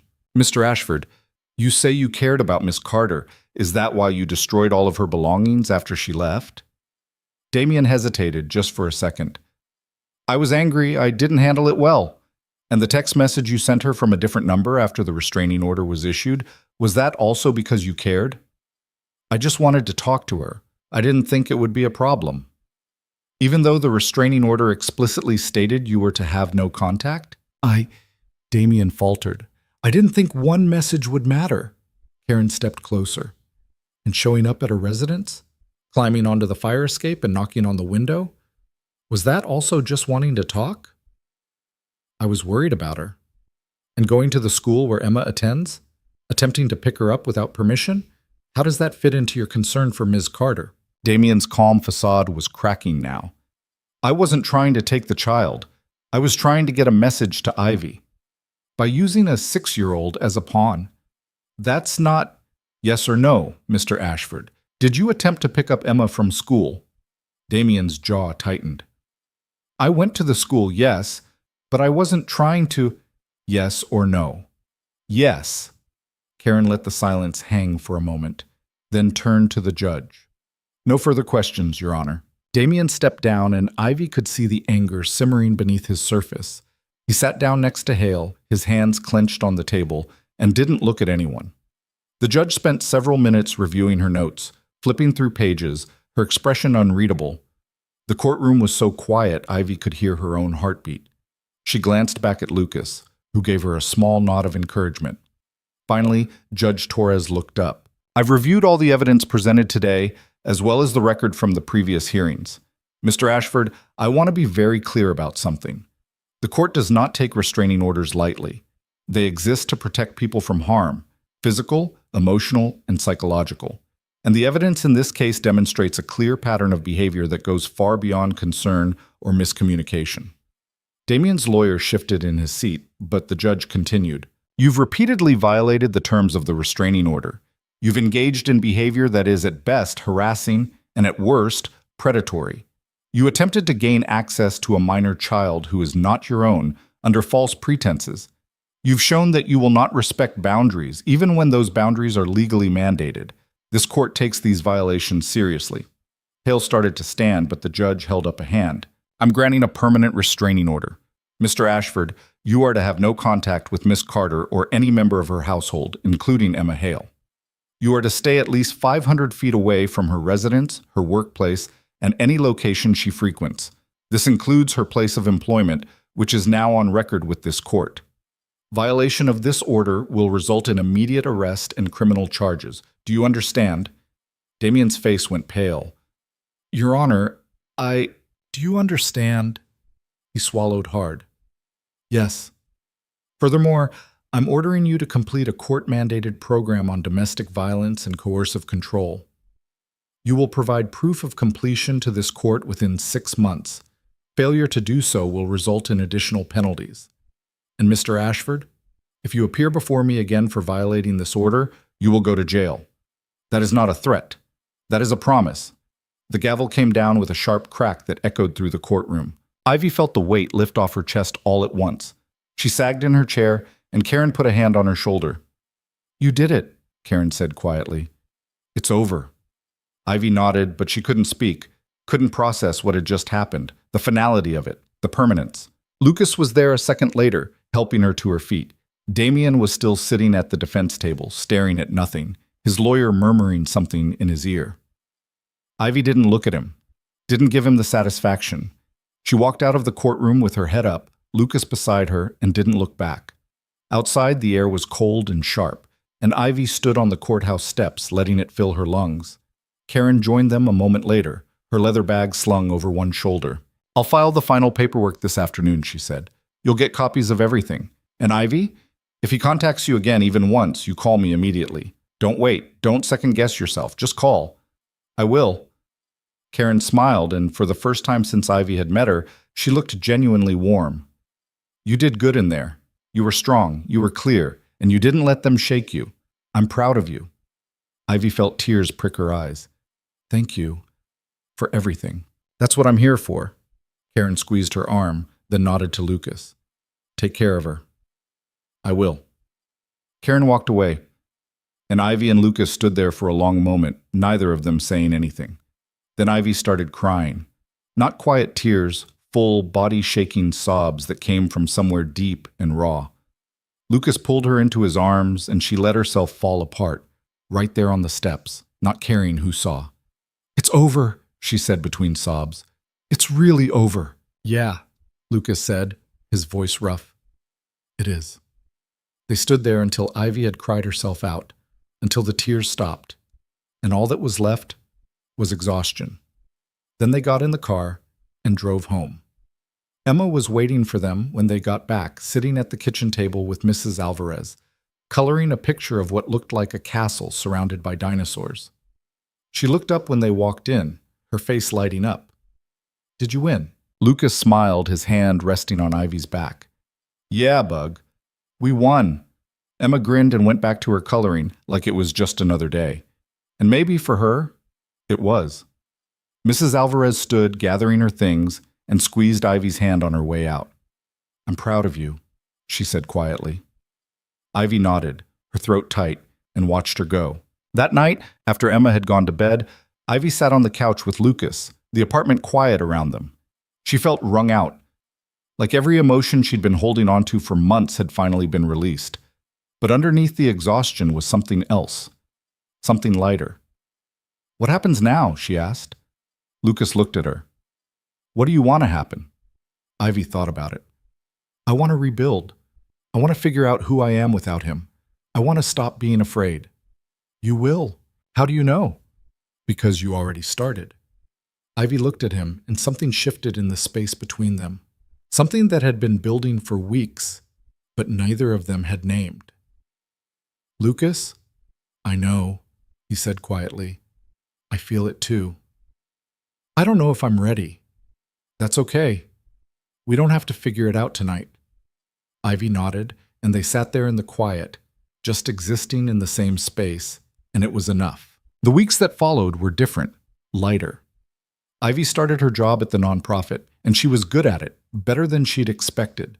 She helped other people navigate the same system she'd just survived, and there was something deeply satisfying about turning her experience into something useful. She worked with women who were still trapped, who called late at night from locked bathrooms, whispering into their phones.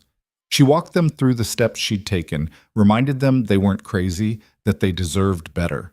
And every time she helped someone take that first step toward leaving, she felt a little more whole. One afternoon, about a month after the final hearing, a young woman named Sarah came into the office.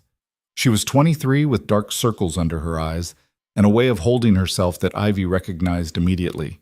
They sat in one of the small consultation rooms, and Sarah told her story in fits and starts, apologizing every few minutes for wasting Ivy's time. You're not wasting my time, Ivy said. I promise. But I don't know if it's bad enough. He doesn't hit me or anything. He makes me feel like I'm losing my mind. Ivy leaned forward. That's exactly what it is. You're not losing your mind. He's making you doubt yourself on purpose. That's how it works. Sarah's eyes filled with tears. I thought I was just being too sensitive. You're not. And you don't have to wait until it gets worse to leave. You can leave now. Sarah nodded, wiping her eyes. How did you do it? How did you actually leave? Ivy thought about that night, sitting on the curb, making the call, not knowing if Lucas would answer. I called someone I trusted, someone I knew wouldn't judge me, and I let them help me. What if I don't have anyone like that? Then you call us. That's what we're here for. By the time Sarah left, she had a safety plan, a list of resources, and Ivy's direct number. She looked a little less scared than when she'd walked in, and Ivy felt like maybe, just maybe, she was doing something that mattered. She found an apartment, a small one-bedroom on the other side of town, close enough to Lucas's place that Emma could visit, but far enough that Ivy felt like she had her own space. It wasn't much, just a basic unit in an older building, but it was hers. The first place she'd lived alone in years. Lucas helped her move in on a Saturday morning, hauling boxes up 3 flights of stairs while Emma supervised from the doorway, offering commentary on his technique. You're supposed to lift with your legs, Daddy. I am lifting with my legs. It doesn't look like it. Lucas set down a box and put his hands on his hips, breathing hard. You want to try? Emma considered this seriously, then shook her head. No, I'm the supervisor. Ivy laughed, and it felt good. Easy, like something she used to do all the time and was finally remembering how.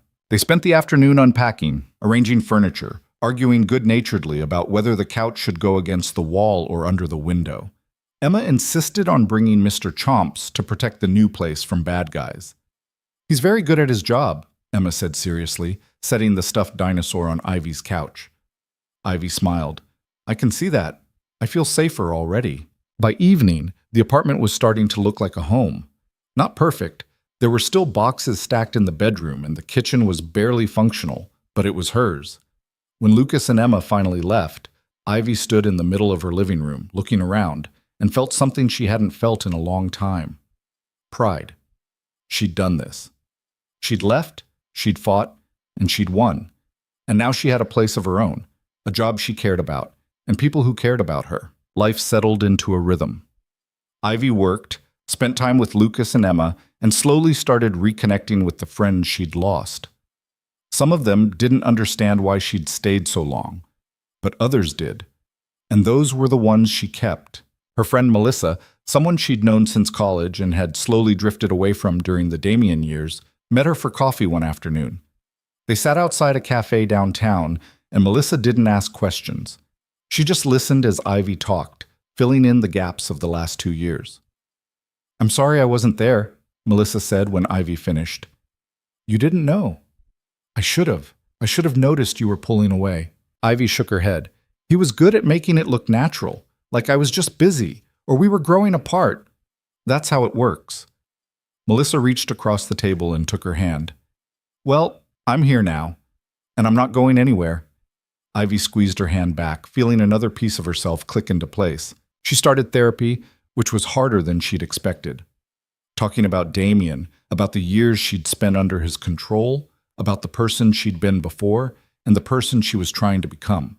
It felt like peeling back layers of scar tissue. But her therapist, a woman named Dr. Patel, who had kind eyes and didn't bullshit, was patient. You're going to have setbacks, Dr. Patel said during one session. Days when you feel like you're back at square one. That's normal. Healing isn't linear. When does it get easier? It already is easier. You just can't see it yet because you're in the middle of it. But trust me, 6 months ago, could you have imagined being where you are now? Ivy thought about it.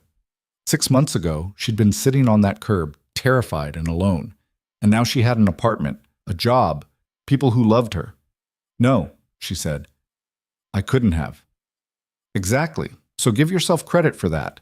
One Saturday afternoon, about 2 months after the final hearing, Ivy was at Lucas's apartment, helping Emma with a school project about family. Emma had drawn a picture of the 3 of them, Lucas, Ivy, and herself, standing in front of a house with a purple sun overhead and Mr. Chomp standing guard. Is this okay? Emma asked, holding up the drawing. Ivy looked at it, her chest tight. It's perfect. Lucas came over, drying his hands on a dish towel, and looked at the drawing. That's us? Emma nodded. Yep, our family. Lucas glanced at Ivy, and she saw the question in his eyes. She smiled, just a little, and nodded. Yeah, Lucas said, ruffling Emma's hair. That's us. Later, after Emma had gone to play in her room, Lucas and Ivy sat at the kitchen table with coffee. The afternoon light slanted through the window, warm and golden, and for a moment, everything felt peaceful. She thinks of you as family, Lucas said. I know. Does that bother you? Ivy thought about it. No, it doesn't. Lucas reached across the table and took her hand. Good, because I think of you that way too. Ivy felt her throat tighten. Lucas, I don't want to mess this up. I don't want to hurt you or Emma if I'm not ready. Then we'll take it slow as you need, but I'm not going anywhere. Ivy looked at him, really looked at him, and for the first time in a long time, she let herself believe it. Believe that this could work, that she could have this. Okay, she said. Slow. Lucas smiled. Slow. They sat there, hands linked across the table, and Ivy felt something settle in her chest. Not fear, not uncertainty, just peace. 3 months later, Ivy got a call from Karen. Damien had completed the court-mandated program and submitted his proof of completion. He'd also moved out of state, to Arizona according to the forwarding address on file. He's gone, Karen said, and as long as he stays gone, you're free. Ivy sat on her couch, phone pressed to her ear, and let that sink in. Free. She'd won. Not just the court case, but her life back. Thank you, she said, for everything. You did the hard part. I just helped with the paperwork.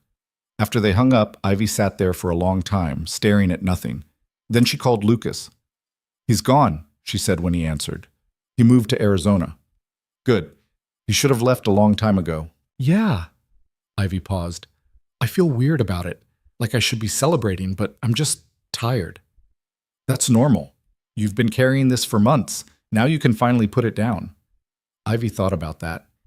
Yeah, I guess I can. That night she went to Lucas's place for dinner.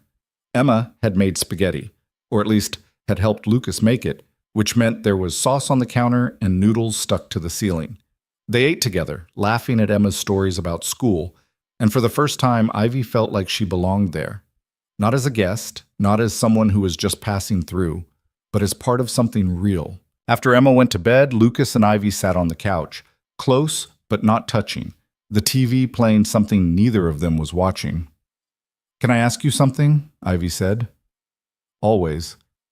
Do you ever regret it? Answering that call? Lucas looked at her, his expression serious. Not once. Even when it got complicated? Especially then. He reached over and tucked a strand of hair behind her ear. You're worth it, Ivy. All of it. Ivy felt tears prick her eyes, but they were the good kind. The kind that came from being seen, really seen, and not found wanting. I love you, she said quietly. Lucas smiled. I love you too. They sat there in the quiet, surrounded by the remnants of dinner and the sounds of the city outside, and Ivy realized something she'd been too afraid to admit before. She was happy, not in a perfect, tied up with a bow kind of way, but in the messy, complicated, real kind of way. The kind that came from surviving something hard and coming out the other side stronger. She thought about this woman who'd sat on that curb outside Damien's house, shaking and afraid, convinced she had nowhere else to go. And she wished she could go back and tell her that it would be okay, that she'd find her way, that there were people who would help her, who would stand by her, who would remind her that she was worth fighting for. But she couldn't go back. She could only go forward, and that was enough. 6 months later, Ivy stood in her apartment, packing boxes again. But this time, it wasn't because she was running. It was because she was moving forward. She'd found a bigger place, one with a spare bedroom for when Emma stayed over, and a small office where she could work on the advocacy writing she'd started doing on the side. Lucas arrived with Emma in tow, both of them ready to help. Emma immediately appointed herself supervisor again, which made Lucas roll his eyes and Ivy laugh. You know, one of these days, you're going to have to actually help instead of just telling us what to do, Lucas said. Emma considered this. Maybe when I'm taller. They spent the day moving boxes, assembling furniture, and ordering pizza when they got too tired to cook. By evening, the new apartment was starting to take shape, and Ivy felt that same sense of pride she'd felt the first time. But this time, it was stronger. Because this wasn't just about having her own space. It was about building a life she actually wanted to live. That night, after Emma had fallen asleep on the couch, Ivy and Lucas sat on the floor surrounded by boxes, eating leftover pizza and talking about nothing in particular. "Can I tell you something?" Ivy said. "Always. A year ago, I didn't think I'd make it. I thought I was too broken, that I'd messed up too badly, that I'd never be able to fix any of it." Lucas set down his pizza and looked at her. "And now? Now I know that wasn't true. I wasn't broken. I was just stuck. And all I needed was someone to help me get unstuck. You did most of it yourself. Maybe, but I couldn't have done it alone." Lucas reached over and took her hand. "You don't have to do anything alone anymore. You know that, right?" Ivy nodded, feeling the tears come again. "Yeah, I know." They sat there in this quiet, and Ivy thought about everything that had brought her to this moment. The fear, the fighting, the slow, painful work of putting herself back together. And she realized something important.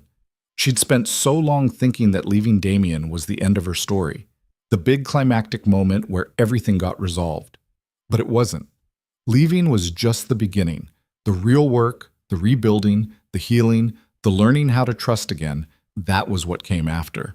And it was hard. Some days it was really hard. There were moments when she still woke up afraid, when she checked the locks twice before bed, when she heard a voice that sounded like Damien's and felt her chest tighten. But those moments were getting fewer. And the good moments, the ones where she laughed without thinking, where she made plans for the future, where she felt safe and loved and seen, those were getting more. Years later, when people asked Ivy how she'd done it, how she'd found the courage to leave, she'd tell them the truth, that it wasn't courage. Not at first, anyway. It was desperation. It was sitting on a curb at midnight with nowhere to go and deciding that even the unknown was better than staying. But the courage came later. It came in showing up to court when she wanted to run. It came in telling her story when she wanted to stay silent. It came in believing that she deserved better, even when a voice in her head, one that sounded a lot like Damien, told her she didn't. And it came in letting people help her. And accepting that needing help wasn't weakness, that asking for it was actually one of the bravest things she'd ever done. She'd learned something important through all of this, something she wished she'd known years ago. That love, real love, doesn't make you smaller. It doesn't cut you off from the world or convince you that you're nothing without it. Real love makes space for you. It supports you. It reminds you of who you are when you forget. And that's what Lucas had done. He'd shown up when she needed him, not because he wanted something from her, but because it was the right thing to do. He'd given her space to heal, time to figure herself out, and patience when she stumbled. He'd reminded her that she was worth it. Emma was 8 now, and sometimes Ivy watched her and marveled at how much she'd grown. She was smart and funny and fiercely independent, and Ivy hoped that she'd never let anyone make her feel small, that she'd never doubt her worth or stay somewhere that hurt her. And if she ever did, Ivy would be there, to remind her that she deserved better, to help her find her way out, to show up at midnight if that's what it took, because that's what love is. Not grand gestures or perfect moments, just showing up over and over again, until the person you're showing up for remembers how to show up for themselves.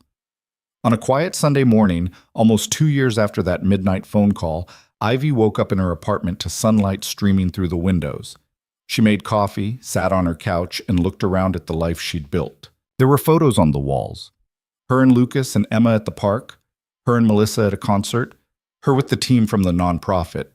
There were books on the shelves, plants on the windowsill, art that Emma had made hanging on the fridge. It wasn't perfect. Some days were still hard. Some nights she still had nightmares. But it was hers. And that made all the difference.